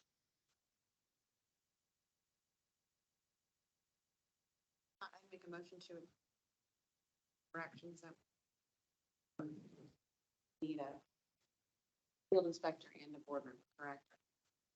So we have a motion from Ms. Tanksley to approve with the corrections that have been noted and a field inspector and a board member for the inspection. And it's been seconded by Jeffrey Moran. All in favor, say aye. Opposed, say no. Motion carries. Congratulations and good luck. Thank you guys so much. This really means the world to me. I'm really going to make sure that the students coming from my school will be nothing but exceptional. All right. Thank you, guys. Thank you so much. Thank you and congratulations. Thank you, We Ms. get Yamushi. to hear your changes and get them from you when you've got them all finished. By Monday morning. So thank you. Thank you, members. Next, we are on page 249 of your iPads. This is DCI Academy School of Cosmetology. It is a change in location.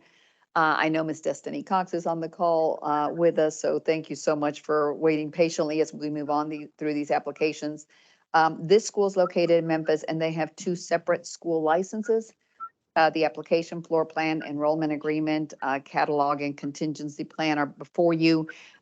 We had these last three schools, I believe, that are changing location, or two of them, apply in paper. So if it looks a little bit different than what you're used to, that had to do with what is our update to our technology that works perfectly sometimes, but it didn't at some point. So two of these schools were very kind and patient with us, trying to troubleshoot it, and then just submitted the paper application. So Chairman Gilhan, I'll turn it over to you to address your questions. One of the main questions that I should have asked before to be able to answer to you all is, Ms. Cox, if you can, again, I will let the chairman guide you, and I'm sure he wants to hear more, but just address the fact that you've got the two schools and the two school licenses, and what exactly you'll be moving, if you don't mind. And thank you, Chairman. I'll turn it over to you.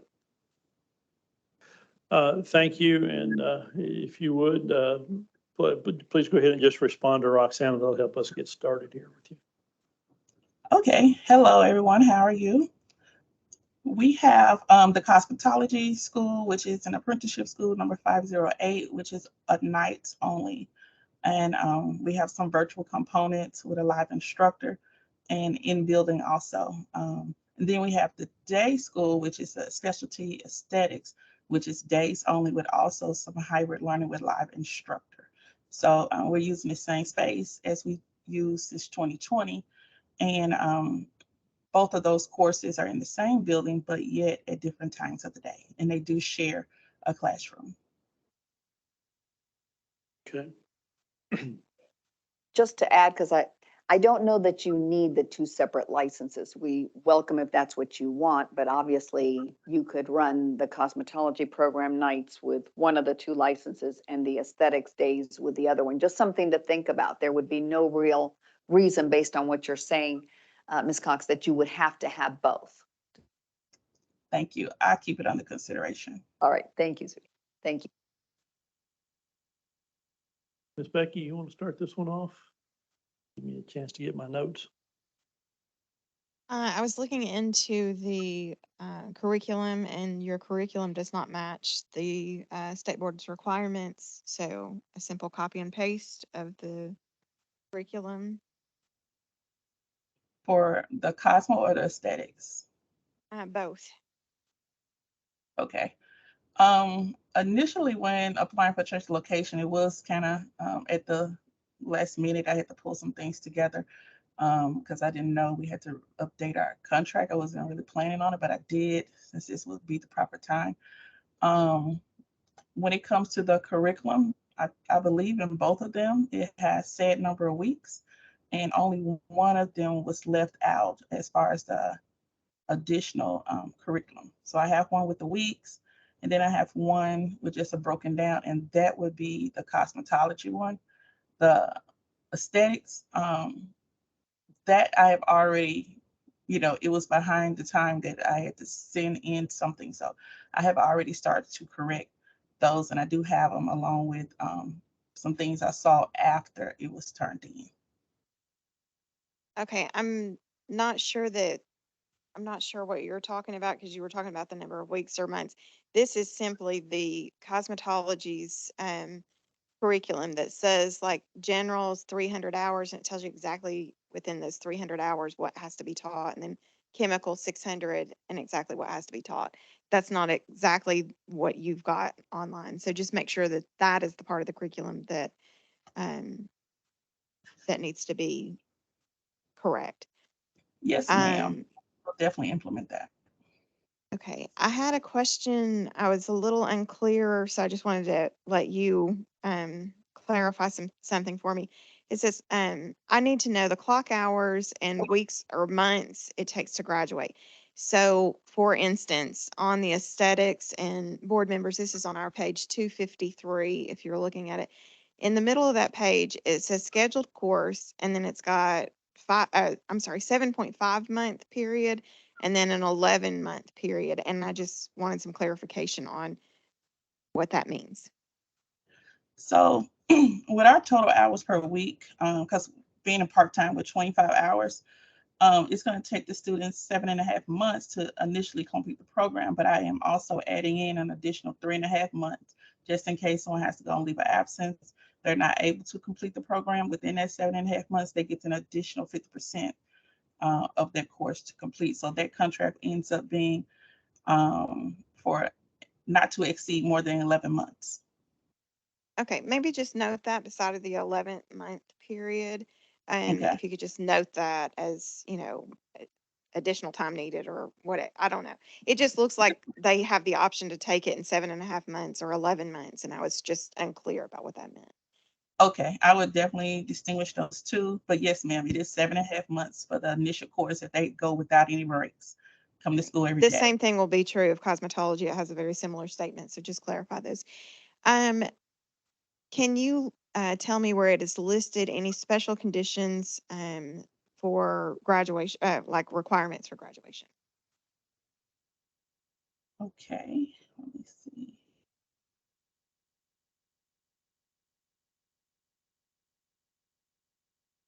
Hour tracking, student kit.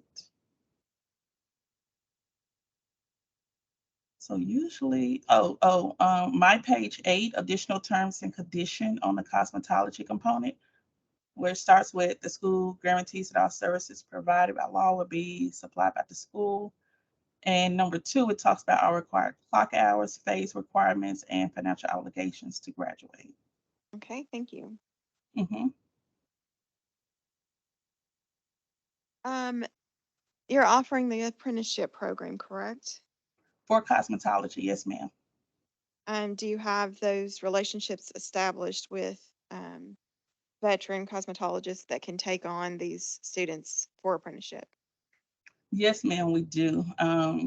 We have a directory that I share between 2 of the schools, and also just an online community where the individuals could contact us if they're if they have the supervised set number of hours. And presently, we are taking 2 or 3 of those initiatives where the schools and the salons will partner with us, and so we're in a supportive group. And so having a community and partnership just really helps us hone those relationships. So yes, we do have those relationships available. Okay, and then your Course offerings that are hybrid, so those that are online, are those synchronous? They are with a live instructor. The students may not clock an hour without assistance from a live instructor. So those are, it may be lengthy in time, but there's an instructor on course for every hour clocked, whether they're Perfect, thank you. Zoom, whether it's Zoom, SEMA, or in the building.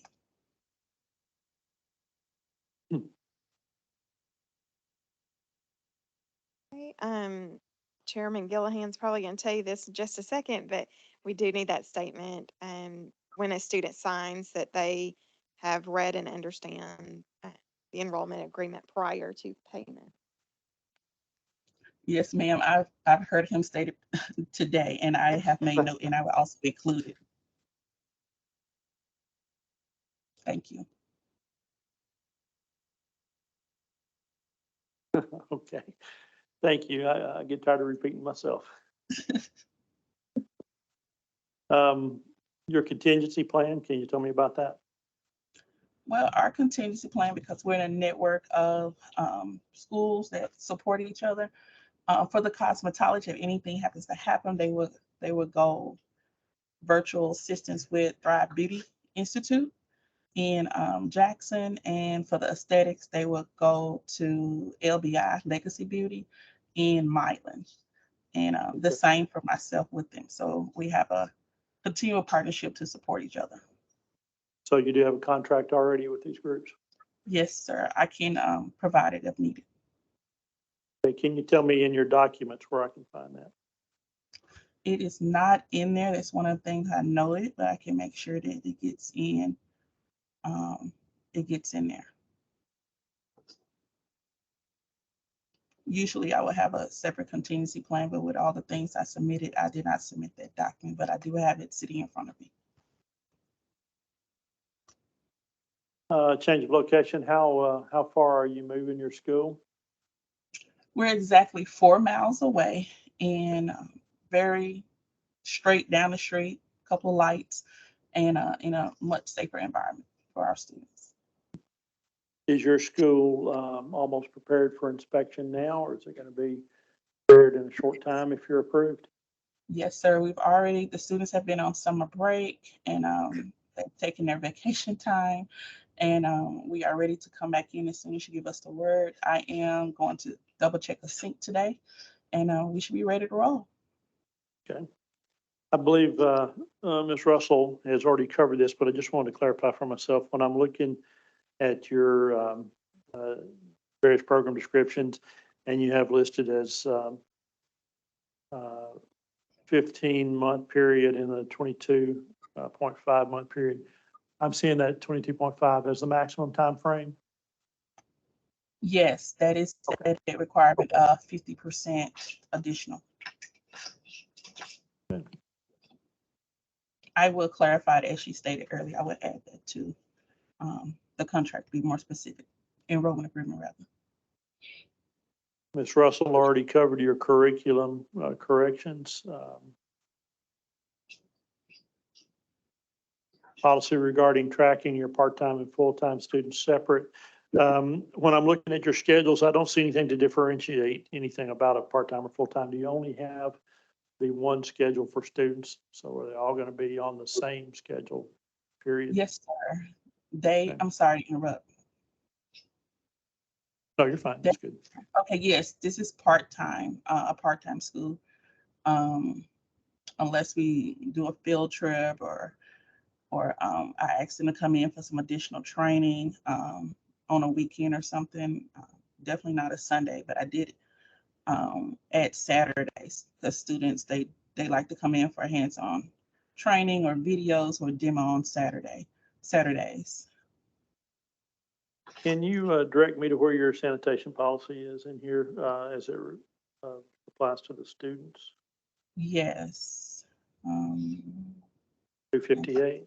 Oh, it's 268. I'm sorry. If you look on page 4 of the cosmetology agreement, it says sanitation. All students will be assigned a daily sanitation We'll follow the sanitation rules. And in addition, we do have in the past, and when this school opens up again at this new location, we will continue to have a cleaning service that services school weekly. And usually that's on Saturday or Monday.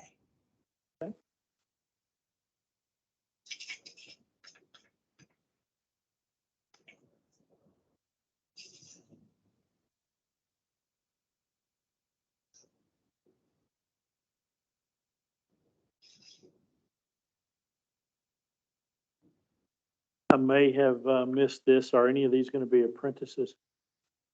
Only cosmetology is apprentice. In that case, I don't believe I saw the required statement that they must be completed within 150% of the time frame. Yeah, that is what I'm going to add, but that's where the initial 15 months to complete the program, and then we added the 22-month period. That would be the 150% to complete the program. But I will add that statement also. Yeah, you want to add that language, correct? Okay. Yes, sir. All right. Are there any further questions or concerns from the members? Do we have a motion?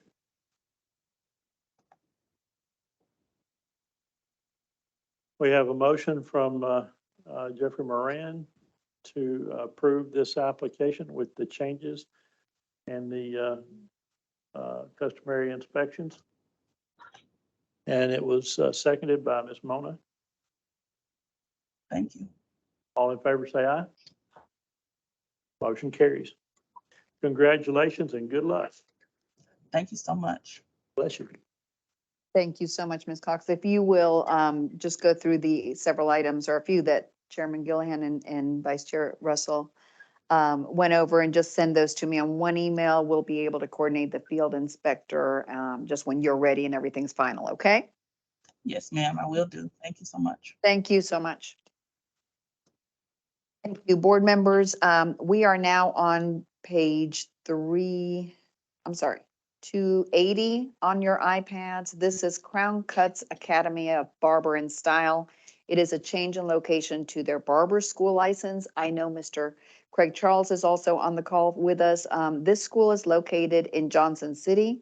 They are only changing the location for their barber school license. They're also a licensed cosmetology program, but in our conversations, it's my understanding that the cosmetology school for now doesn't have any students and will not be moving the license. And so they'll decide if they renew that license or not. But I would assume that they can reapply for that cosmetology school when they're ready. I just wanted to kind of bring that up. But you have before you the application, floor plan, enrollment agreement, catalog, and the contingency plan that was received. On occasion, the schools don't present a new contingency plan, in which case whatever they had before might carry over. Sometimes that's the explanation they give me. But I know that if the members want to see it, I absolutely understand wanting those and would actually like them as well. So thank you very much. I'll turn it over to you, Chairman Gillihan. Wonderful, and thank you for joining us today. I appreciate it. I apologize for keep bumping this microphone. Not used to having it on my lapel. Thank you so much. I'm looking forward to presenting to you guys and answering any questions that you may have. So this is a new school, but really Just a change in just location. change actually. location for Yes. that. Yeah. Thank you, sir. Very short list for you here, and I'm sure you probably have all these already in here. In your catalog, your sanitation policy for the students. I'm sorry, it is in the catalog. Excuse me, I'll take that one off. As has kind of been the theme today, in your enrollment agreement, there's no acknowledgement that the student has received their paperwork prior to the payments. So if that's something pretty easily added there.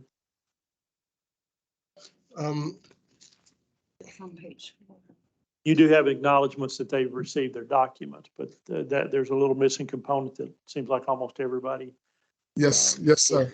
And that's one of the notes I took while I was listening to everyone else. I took every note that I was like, I have that. That's one of my notes.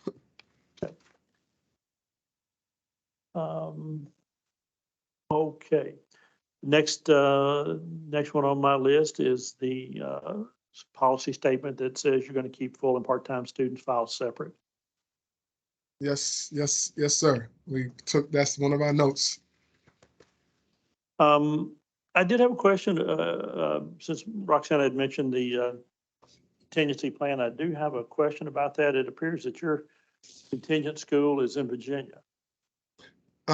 We corrected that, and we also put on there Jenny Lee Academy. We have two schools, two locations, Cronkers Academy Bristol and Cronkers Academy Johnson City, and it's 30 minutes away in Bristol. But we have a closer school, Jenny Lee Academy, which is about a mile from the campus that we're moving. Perfect. And Jenny Lee Academy is a barber school as well. It's a cosmetology and barbering school, sir. Okay. And yes. Perfect.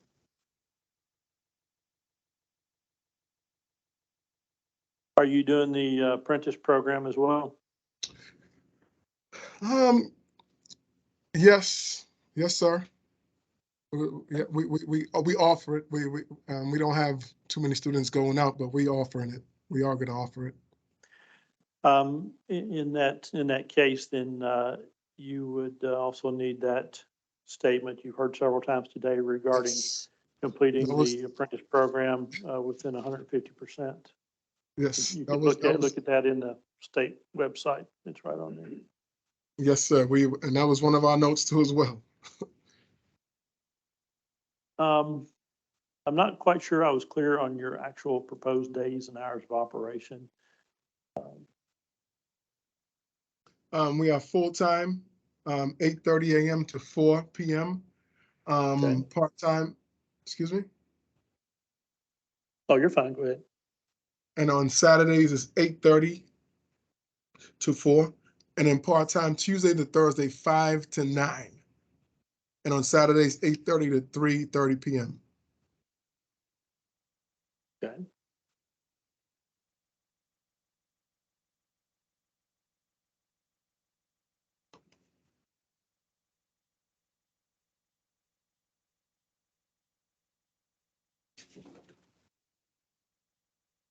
I have a note here regarding your course curriculum. It appears to me that the course curriculum does not quite line up with the state. I'm looking at page 290 for the members here. And I'm seeing 300 hours general, 600 chemical, 600 physical. That is not the state hours. For barbering, correct. So the statement on that one says cosmetology/barbering. So it looks like you're teaching the same curriculum for both, and that doesn't work for barbering.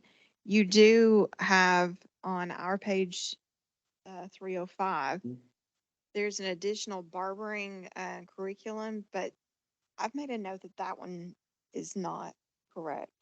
I'm not sure. It is. It is. Is it? Okay. So I guess we need to remove this statement and that the one that, the first one says it's for cosmetology/barbering. That is cosmetology only.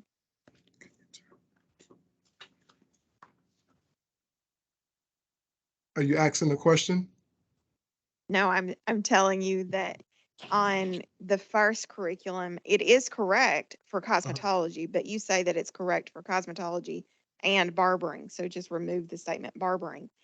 Because Okay. you then later you have the correct master barber curriculum that's in there. So you do have both of them. Just make sure that one is labeled for cosmetology and one is labeled for barbering.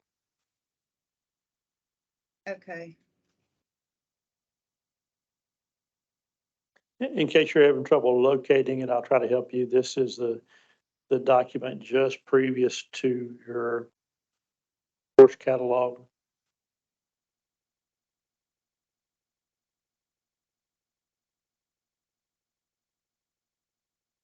Okay.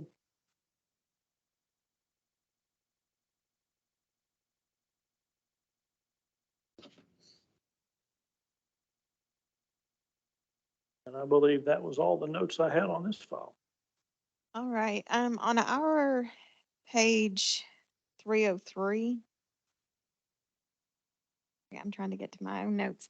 303. So, the clock hours and weeks and months that it takes to graduate, those don't add up according to the hours that you've got listed. So the Yes, hours that you say students are going to school, yes, it's not the correct number of weeks that are listed there. So just double check your math.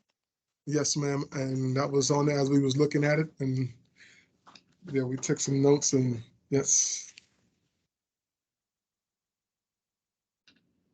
I think that was all of my additional notes. Members, do we have anything else? If not, Change location for school, so it will mean both the field and remember. The change in locations, generally, we just send a field inspector because they have already history with us. We've been there if they're in good standing, and in this case, it's just the Barber school change location. So it would be just the field inspector if the members are okay with that. I did have one final question. How far is this going to be away from your original school? It's less than 2 miles. I drove it and it says 1.9 if I go one way. If I go the other way, it's 2.1. So it's about right in that range right there. Okay. All right. Thank you. Do we have a motion?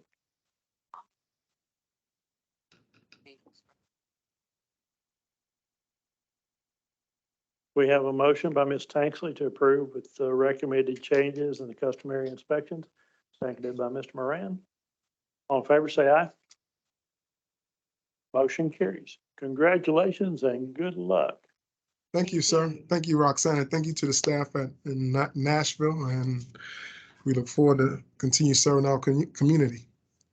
Thank you, Mr. Charles. And as I mentioned to everyone, if you'll just take a minute to make sure that your changes are final and then send them to me so that it doesn't have to be represented, and we will get a field inspector then when you're ready. Thank you, sir. Yes, I think we said the 14th. I don't know until I have the final documents and they meet what the members went through. And in your case, there were just minor things, I think. Then we can coordinate the inspection. Yes, ma'am. Thank you so much. Have a great day. Thank you. You too. Thank you, members. We are on the next application. This is page 336 on your iPads. This is Paul Mitchell, the school in Memphis. This is also a change in location. I know Mr. Robert Dixon is on our call. Thank you again for those 2 last schools hanging in here and being patient.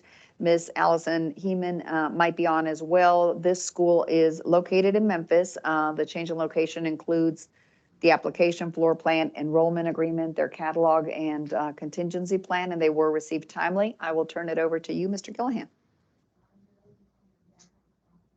Thank you very much, Mr. Dixon. Thank you for joining us today. Good morning. Thank you guys so much. Location change, are you traveling very far? So we are actually not traveling far at all, about 20 feet. There's a space next door. There is a space next door to us, and we are simply just expanding our current location into that additional space of square footage. So this is an expansion, not relocation. If it impacts the public, then the field inspector has to go out. It would just be a field inspector. And then, but again, sometimes their documents wouldn't change because it's a minimal change. What has happened with the schools that have probably done change in location the 2 years that we're seeing is the rules were changed in 2021 to really protect the students. If the members remember, you all worked on it very hard, and that's where the new policies come in. I think for some of the schools that have their documents they've been using for years, that's a little bit different change for them, right? Because some are even accredited, and it's a struggle to change all the things you've been using for a long time to meet our new rules. So that's what I think we run into. Thank you. Well, Ms. Becky, do you have a lot of comments here? This appears to be an expansion for aesthetics. Is this just a skincare area for the cosmetology students to use? So that expansion for that aesthetics is going to be solely aesthetics. And then we do have one general classroom where both Cosmo and aesthetics will use, but that classroom will be utilized at different times within that schedule. So you won't have aesthetic students and cosmetology students in the same classroom at the same time. Okay, the reason for my question is I found a cosmetology curriculum, but I did not find a curriculum for aesthetics. Can you point me to that? Maybe I just looked over it. Sure. So we have not actually released that curriculum. We are in the beginning stages. We were by our accreditor, we were told that we needed to do these steps too by our third-party corporate office to meet with the state first. I do have a call with one of our fellow Tennessee schools that's in the Paul Mitchell network to discuss that curriculum with them so that we can then add that to our catalog. But at this time, we do not have that yet, as we haven't started our expansion on the building yet. Okay, so we can potentially, I'm not saying that we will, but we can potentially approve the expansion without a problem to be used for the cosmetology students. But we would definitely want to see that curriculum before you start teaching aesthetics. And the curriculum is the state curriculum. So it's just a copy and paste from the state's website. Yes, ma'am, not a problem. We will be more than happy to get that to you guys. That was the only note that I had. Thank you very much. And I have no notations on this. For the roof to fall. Okay. Do we have any other comments or questions? Do we have a motion? We have a motion to approve this change of location with customary inspections. Have a second? Ms. Judy McAllister is the second. All in favor say aye. Motion carries. Congratulations, good luck, and continued growth. Thank you so much. We appreciate y'all's time. Y'all have a great day. You too. Thank you very much. Thank you, Ms. Roxana. Take care. Okay, board members, we've got our last presentation, 517 on your iPads. This is Skin and Brow change in location. Jessica West is on the call with us, participating remotely. This school is located in Chattanooga. The change in location was originally requested for the school in November 2022. The school the members reviewed this application at that time in December of 2022. And then at that point, the inspection did not follow the floor plan as laid out and explained to the members. That would have been December. In April of 2023, the school changed its plan into an apprenticeship-only school. That's the last application that the members reviewed, and you had several changes. Since then, Ms. West has restructured her plans, and this is now a full aesthetic school for you to review. So I will turn it over to you to ask Ms. West any questions you have. Thank you, sir. So this is a change of location. How far are you going to be traveling? How far is this move going to be? Yes, good morning or afternoon. It is 11 miles from the previous location, but all of my students wrapped up at the end of last year, the beginning of this year. So anybody who's starting the program, it will be a new enrollment entirely. Thank you for that. And I apologize, I did not greet you, and thank you. I do appreciate you participating and giving us an opportunity to hear you. Yes, thank you so much for accommodating me today. Okay, so we've had a couple of presentations on this.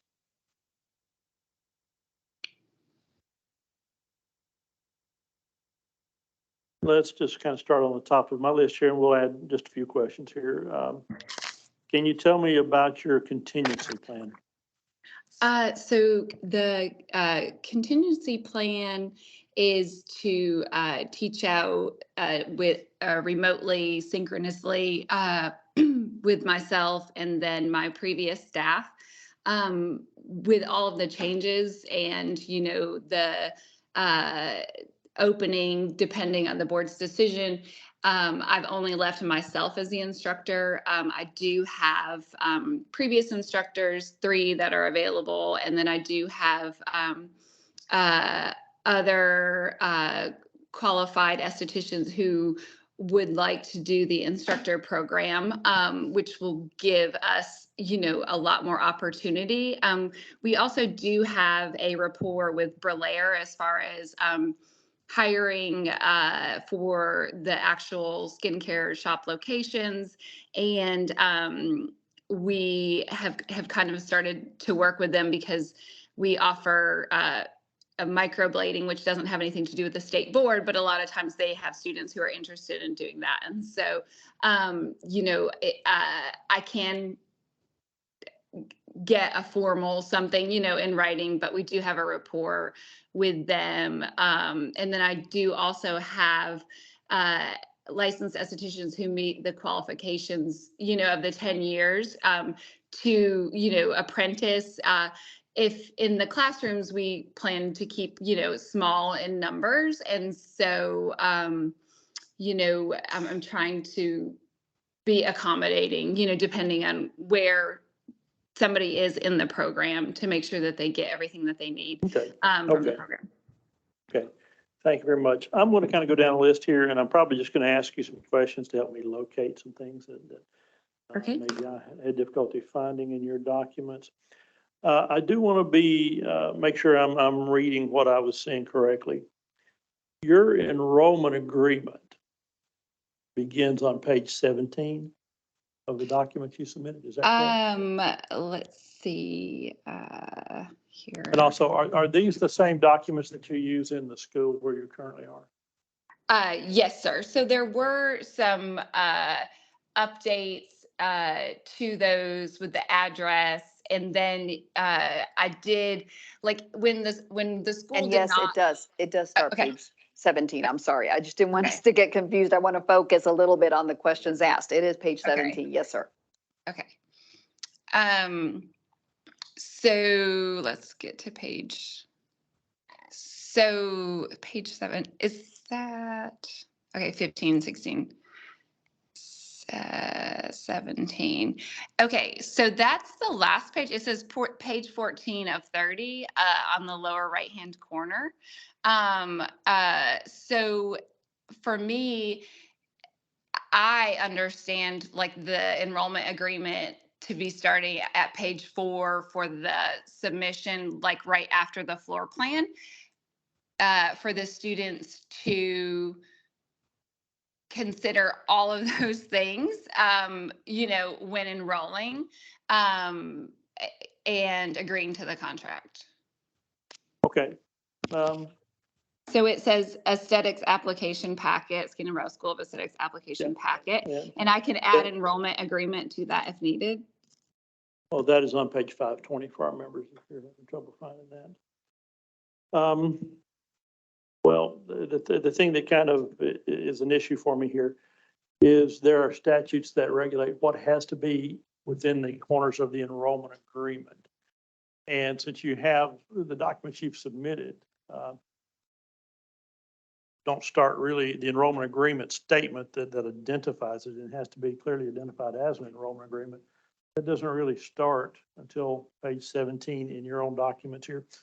So all those previous pages, a student or enrollee would not necessarily understand that that's part of the enrollment agreement.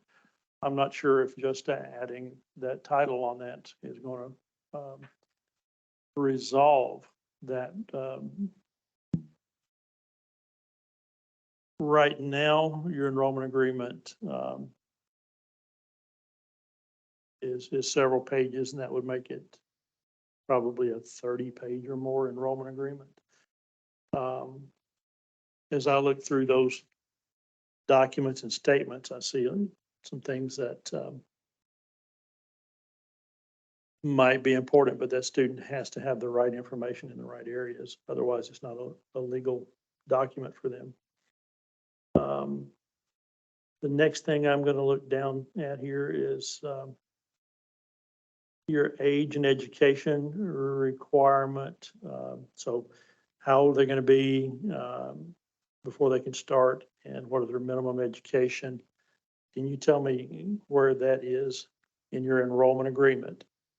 So it's not in the enrollment agreement, starting on page 17. It would be in Yep. the pages prior to that. So I think the like the little initial boxes, which is not on the first page, somehow that one's not on there. Submitting this, I was, I guess, under the understanding that this packet enrollment agreement is the entirety, the 30 pages. And so like on page 1 of 30, it talks about the general education, but it does not state the age. Right. So I need to add age 16 or? Well, you actually just need to make sure that all of your information is in compliance with the statutes, that you have the correct information in the correct areas, because it is a legal document and it is something that, as a student, if I weren't familiar with these things, and I'm looking at its face value, then I'm seeing on page 17, it starts enrollment agreement, and I'm thinking that that is the only contract I'm signing. All this other stuff Okay, I is understand. just otherwise. The Yeah. next question I have for you is, where is it going to tell me the number of clock hours and the approximate number of weeks and months within that enrollment agreement?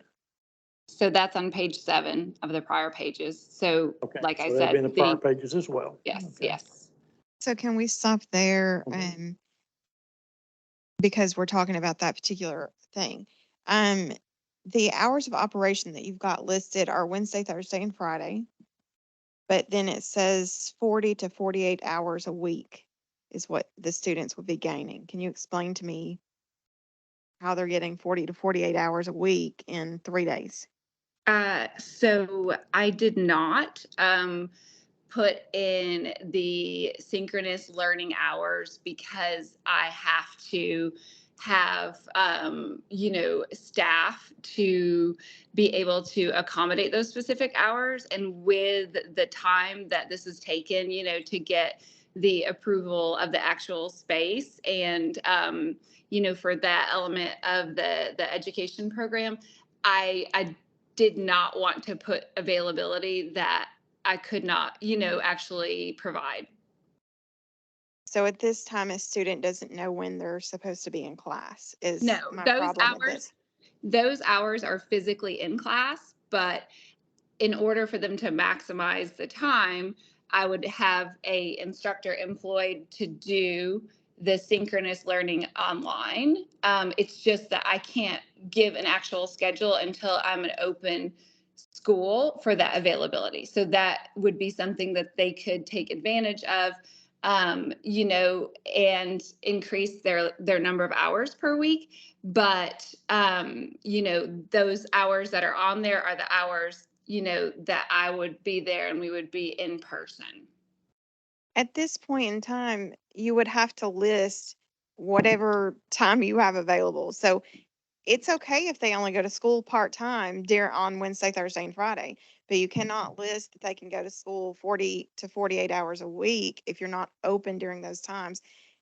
You need to work that out prior to us just saying, okay, do whatever you want. They can go to school 48 hours a week whenever you decide later.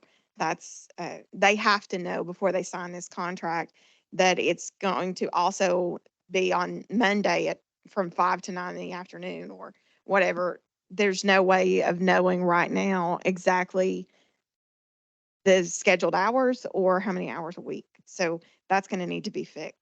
Yes. So I would change, the maximum based on me being able to be the only instructor there. And then with the if this is approved, then I can actually employ, my other instructors for more times. It's just been a year-long process. And so, I don't, can't afford to keep them employed for those hours, preemptively when this could, go to October or something like that. So, I didn't want students to think that that wasn't something, that was going to be available. I just can't, solidify that without the approval of the board, for the location and the inspection, which it was approved last time based on inspection. And now, I've been able to accommodate the suggestions by the board member when he came with the inspector. And so I'm asking for reinspection, based on that previous approval so that, I can meet the board's requirements. Okay.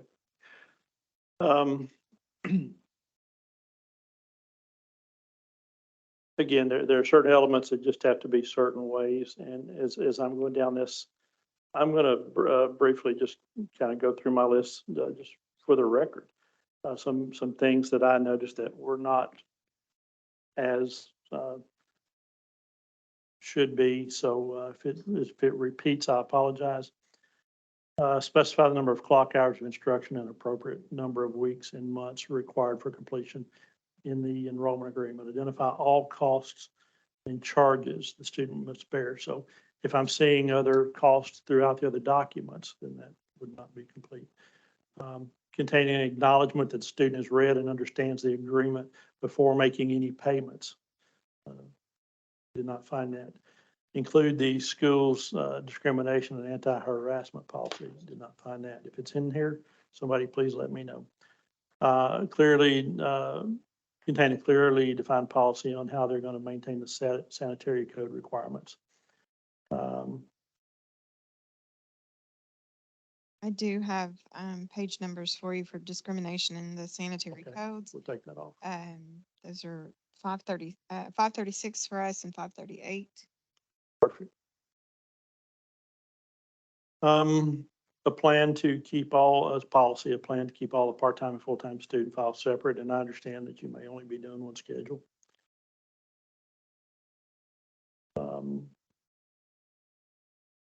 We're not doing any instructors training in this, correct? No, sir, we are. And you did say apprentices, yes or no? Yes, sir. Okay, then we don't have the required statement regarding the 150% time frame for completion.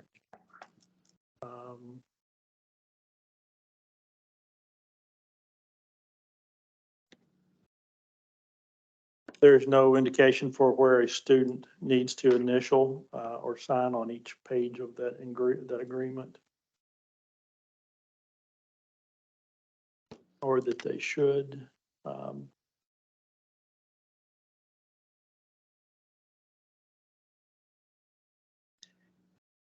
May I ask really quickly? I understand this is like a laundry list of things that for the January application, upon doing the physical renovation of the space to meet the board's requirements to have a physical school, that the enrollment agreement was approved and it was based on the inspection. And, intermediately while doing that work, I had wanted to be able to offer something to the students who have reached out to me. And so, in that time, been able to complete the physical space.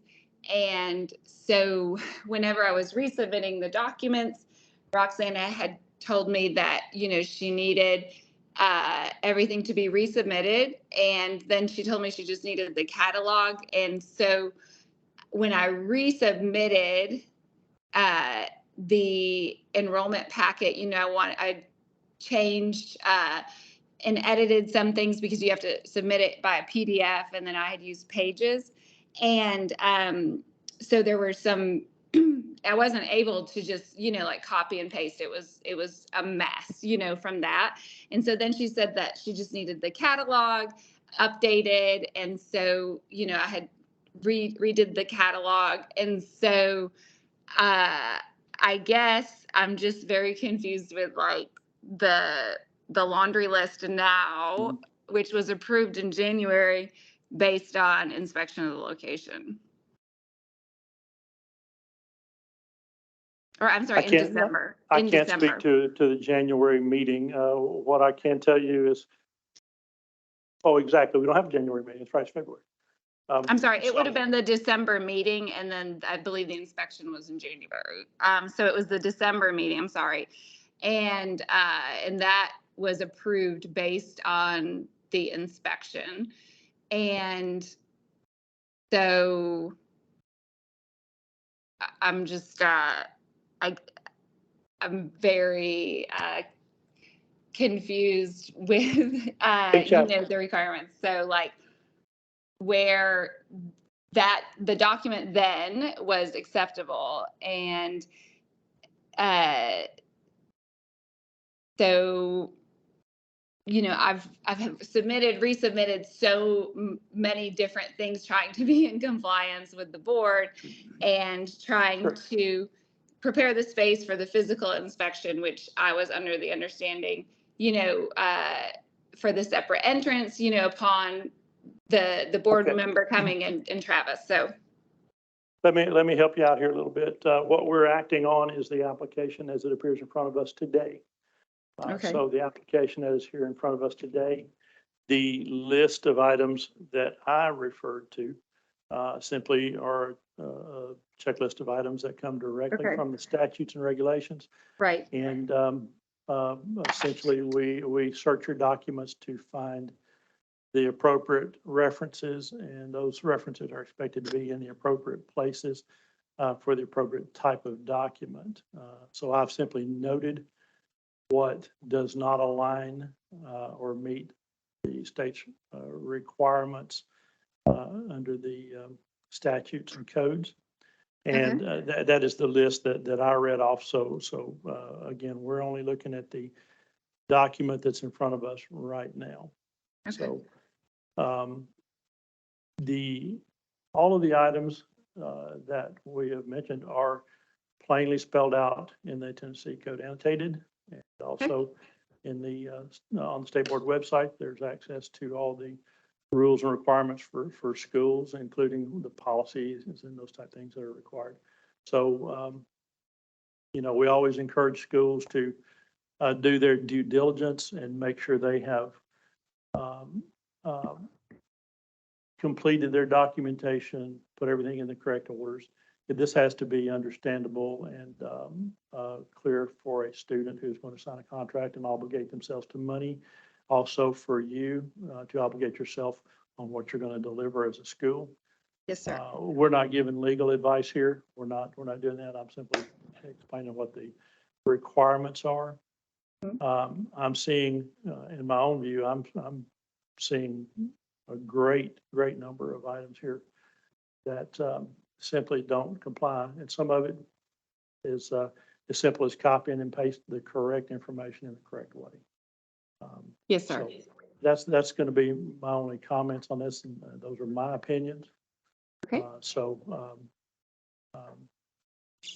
If we could, one other item that I've got that we have not covered yet is that your curriculum is not straight from the state board's curriculum. So that will need to match exactly. Yes, ma'am. Do we have any comments or input from the other members?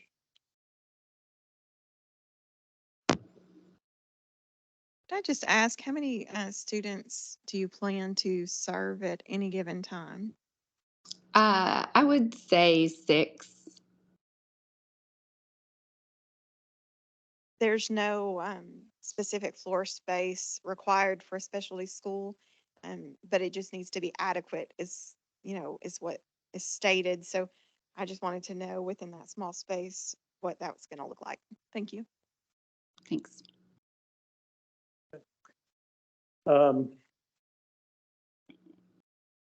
Members, regrettably, I think my recommendation on this would be to have this represented, corrected, and have it meet the state requirements. That'd be my recommendation. Do we have a motion? May I ask to, when Ma'am, excuse, sorry. excuse me, we're in the middle of a motion. I can't Oh, answer okay, any okay. comments yet. Okay, we'll come back to you, I promise. Okay. I will make that motion Okay. for her to get her documents in order and represent at our next meeting. We have a motion to represent. We have a second by Mr. Jeffrey Moran. Any other discussion, questions? All in favor, say aye. All opposed, say no. Motion carries. Ma'am, we're going to ask you to resubmit. I realize this is a difficult thing for you, and we're not here to hold people up. We're not here to prevent you.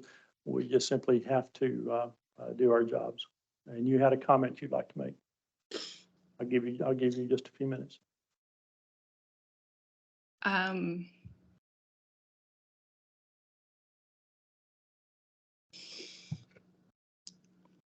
No, sir. No comment. We have completed with the school applications. Next item of business will be the staff attorney report. Ms. Roxana. Thank you very much, board members. We are going to turn, on your iPads, you have a separate presentation for the legal report. I'm going to turn it over to our attorney, Michael Underhill, to proceed with. I believe we've got 86 pages. Thank you so much, Michael. It's all yours. Good morning, board. Hello. There is one item that I do want to point out before we get started. Out of these 85 or 86 cases, around page 12 or 13 of my document, you'll see item number 32, where I recommend a $1,000 civil penalty. That should be, in my estimation, a $500 penalty. So when we do our motion to adopt as amended, I'd like to have that amended as well. And that's everything that I have.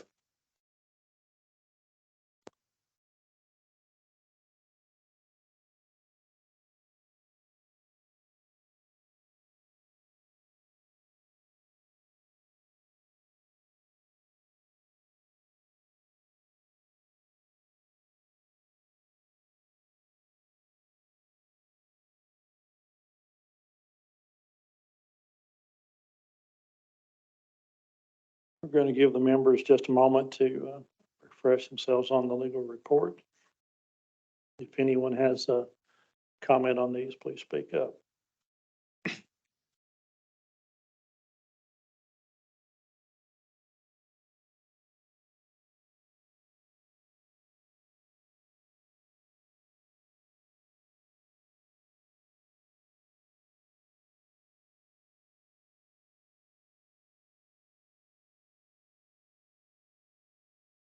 Numbers 79 and 81 say respondent evaded service.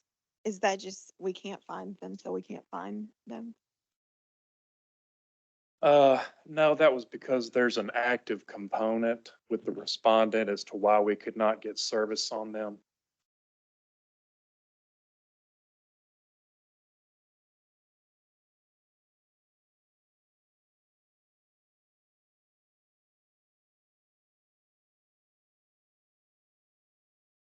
I'm looking at my recommendations for 79 and 81. On 79, that would be a close and flag that in particular respondent. And then on 81, we're going to close and then reinspect since we have a active shop.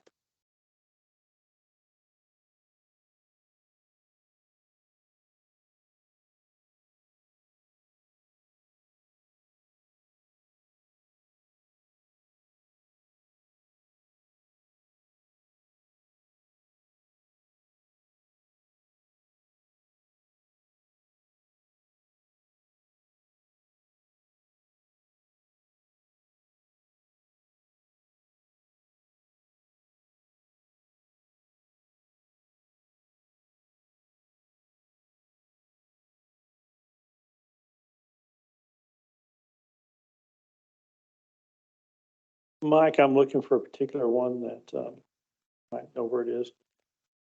We had a case where there were 4 unlicensed individuals practicing, and it was a repeat. By that, I mean they've been cited before. Looking for that particular one. Just 1 second.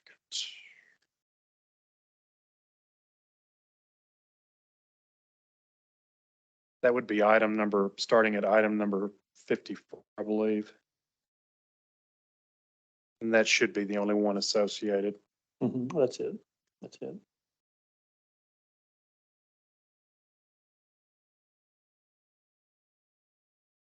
And that is a second offense.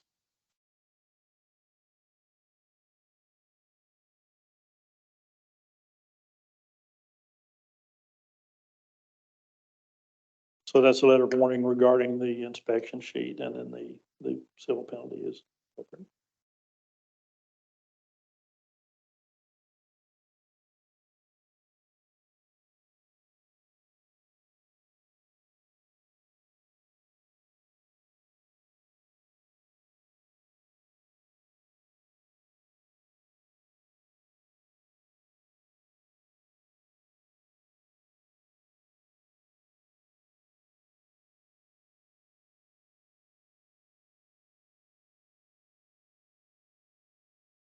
Is there not a similar case to that or attached to that? Where a manager is involved, a manager was cited for failing to meet managerial duties? Just 1 second.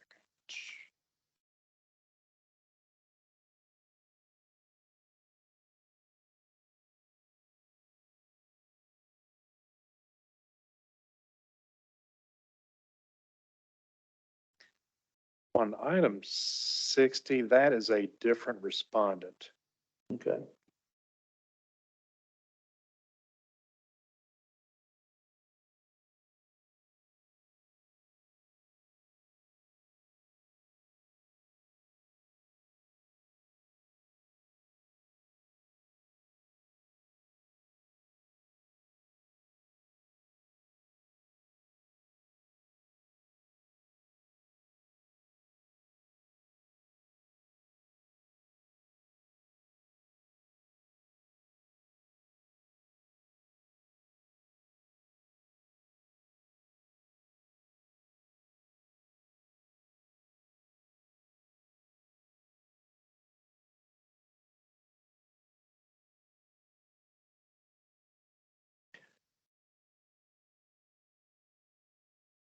Do we have other questions?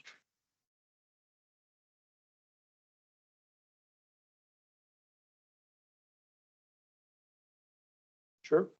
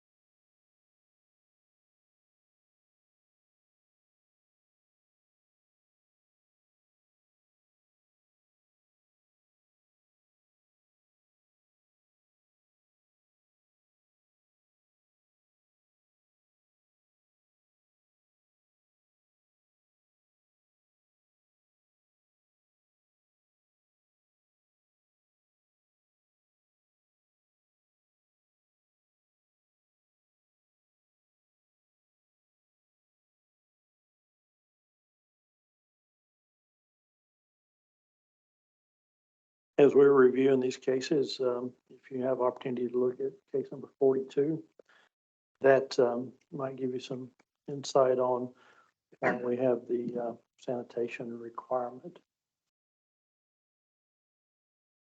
Sorry, I said 42. I gave you the wrong number.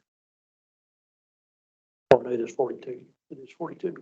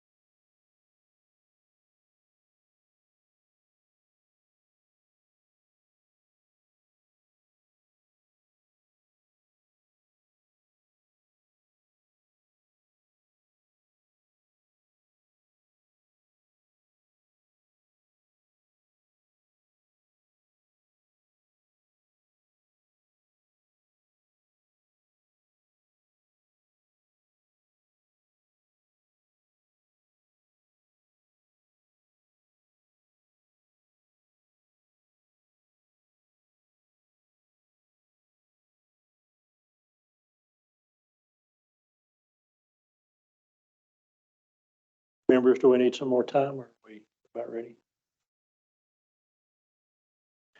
Okay, we've had a chance to look at the legal report.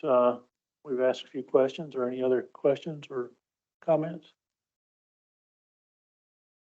We would need a motion to approve with any changes we might have noted. And that would need to be as amended As amended, because of yes. item 32. Yes.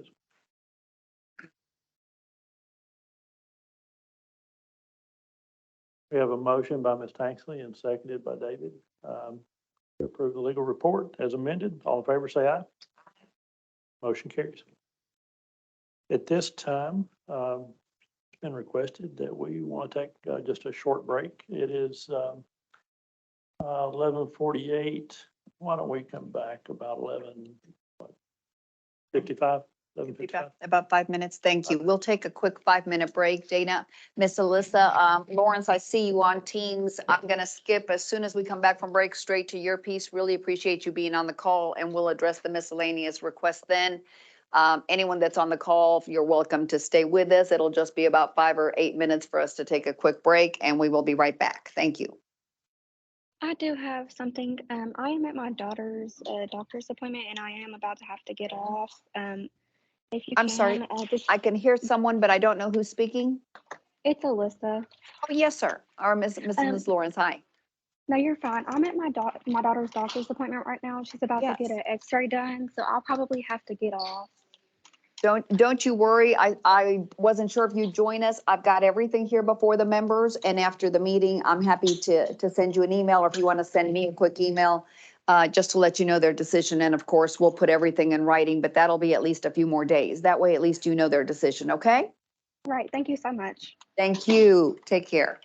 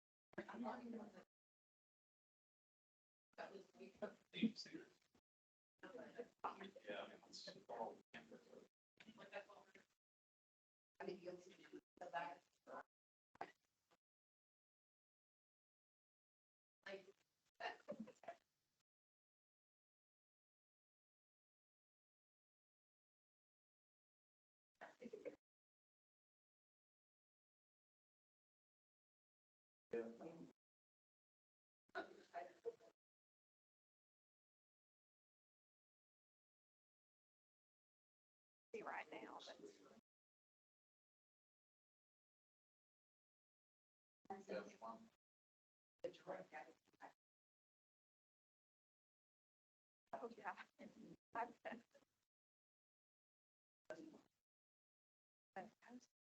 It was so loud, the thunder and lightning. I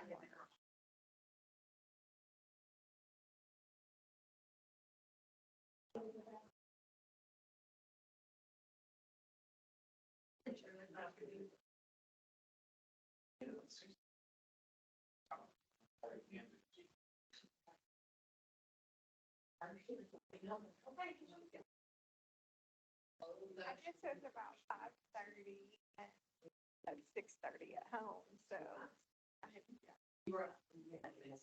My wife actually had a cold night, so she called me on her way in, so she called me at 4:30, she was on her way to the hospital, and I was like, I need to be awake right now. Open goes.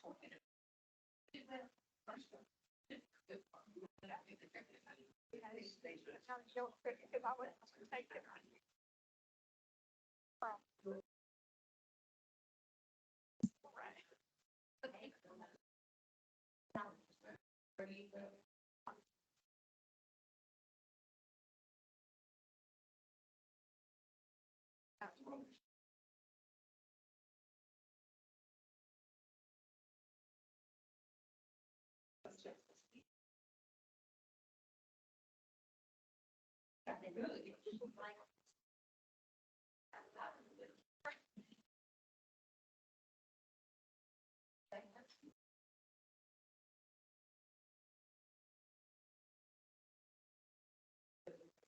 So I think it's beneficial in healthcare. They should cover everything, but her insurance, it was $100 to get the two little things, like for her, $100 for those two little ones, or she didn't have to pay anything. She wanted to drink 4 gallons of that.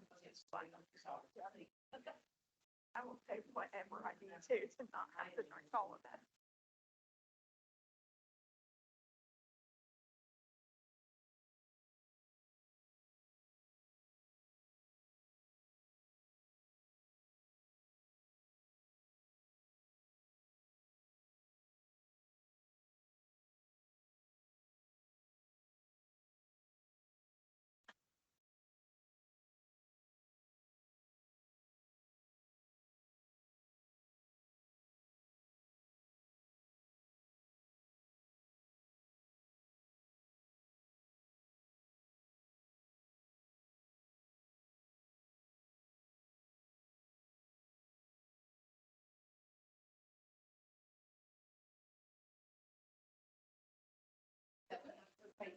The price is not, so that would be very.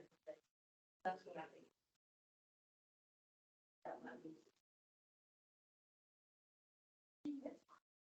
She didn't want me to.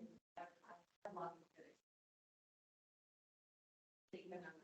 That's what you want. I mean, that was kind of.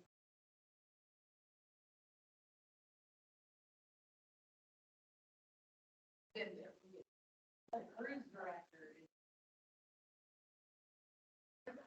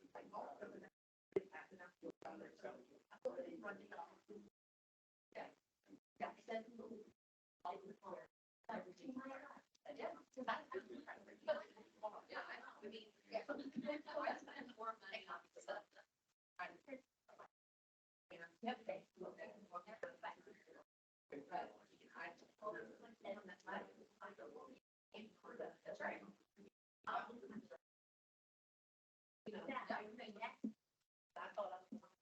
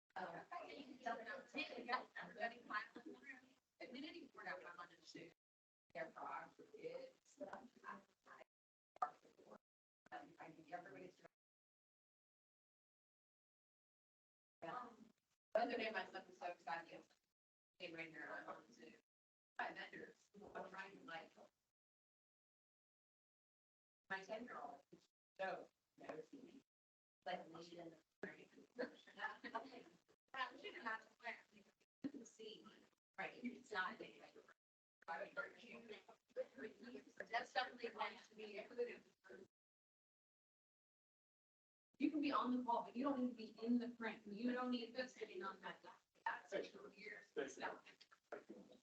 Yeah, that's the thing. I love you. You don't want to contribute.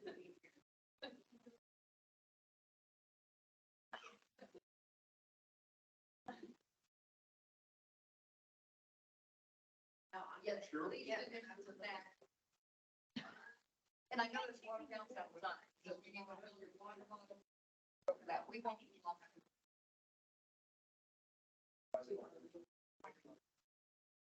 They're fine.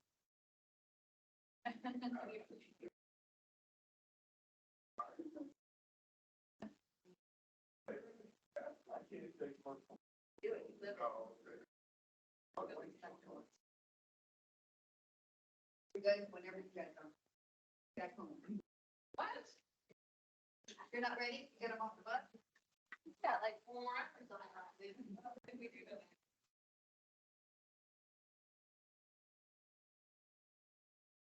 Okay, let me ask you this.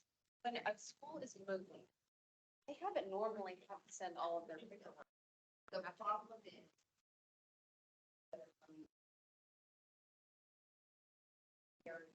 So you are asking them. It opens the can of worms again.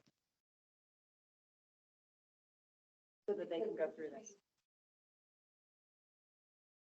Yeah. But then takes you follow.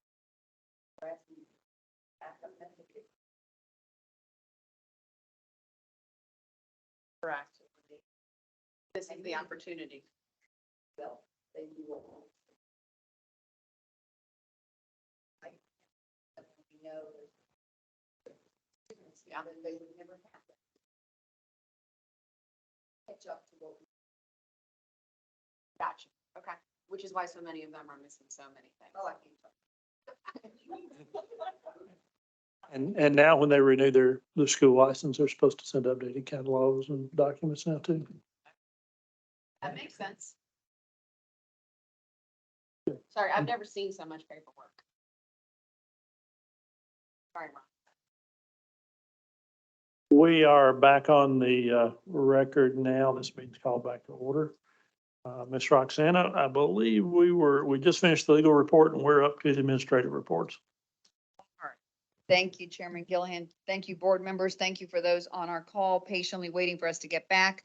We are back on track on our agenda and we are now reviewing the applications for examination. I'll give our board members a minute to get onto page 553 on our iPads.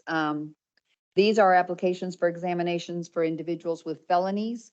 Before you, you have information for Ms. Keisha Bethany, Amanda Dotson, Deanne Gibson, Megan Pyers, Jasmine Haley, Alexandria Nelson, Jasmine Jackson, Caitlin Polachak, Brooke Morrell, and Arthur Scott.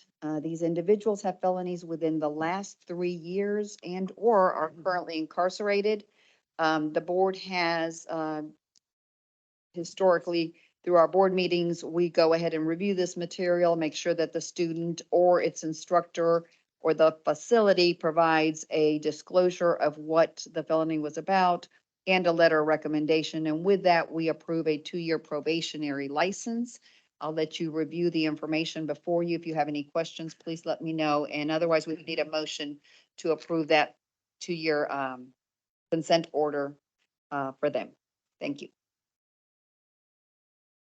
Roxanna, the only question I had when I went through these is on our page 593. And this particular individual, are they still incarcerated? They're going to be incarcerated for a while, or do we know? Yes. Okay. Yes, sir. That's what the sheet is. And, you know, the situation with a lot of the requests that we get when they are incarcerated is that they may end up coming out on parole or not. When we deal with offenses of this sort, I think I remember a long time ago, Muna brought up this concern. In some states, these particular type of offenses are not approved for felony. We always have with the conversation or the thought that they then are reporting to a state agency that is much stronger in enforcement than we would be versus them working unlicensed anyway. And so that's the reason. We have on occasion done a 3-year probationary agreed order. But keep in mind, if they don't get out right now and we license them, then that 3-year time expires way before if they're getting out. Right. Right. Does that answer your It question? does. It does.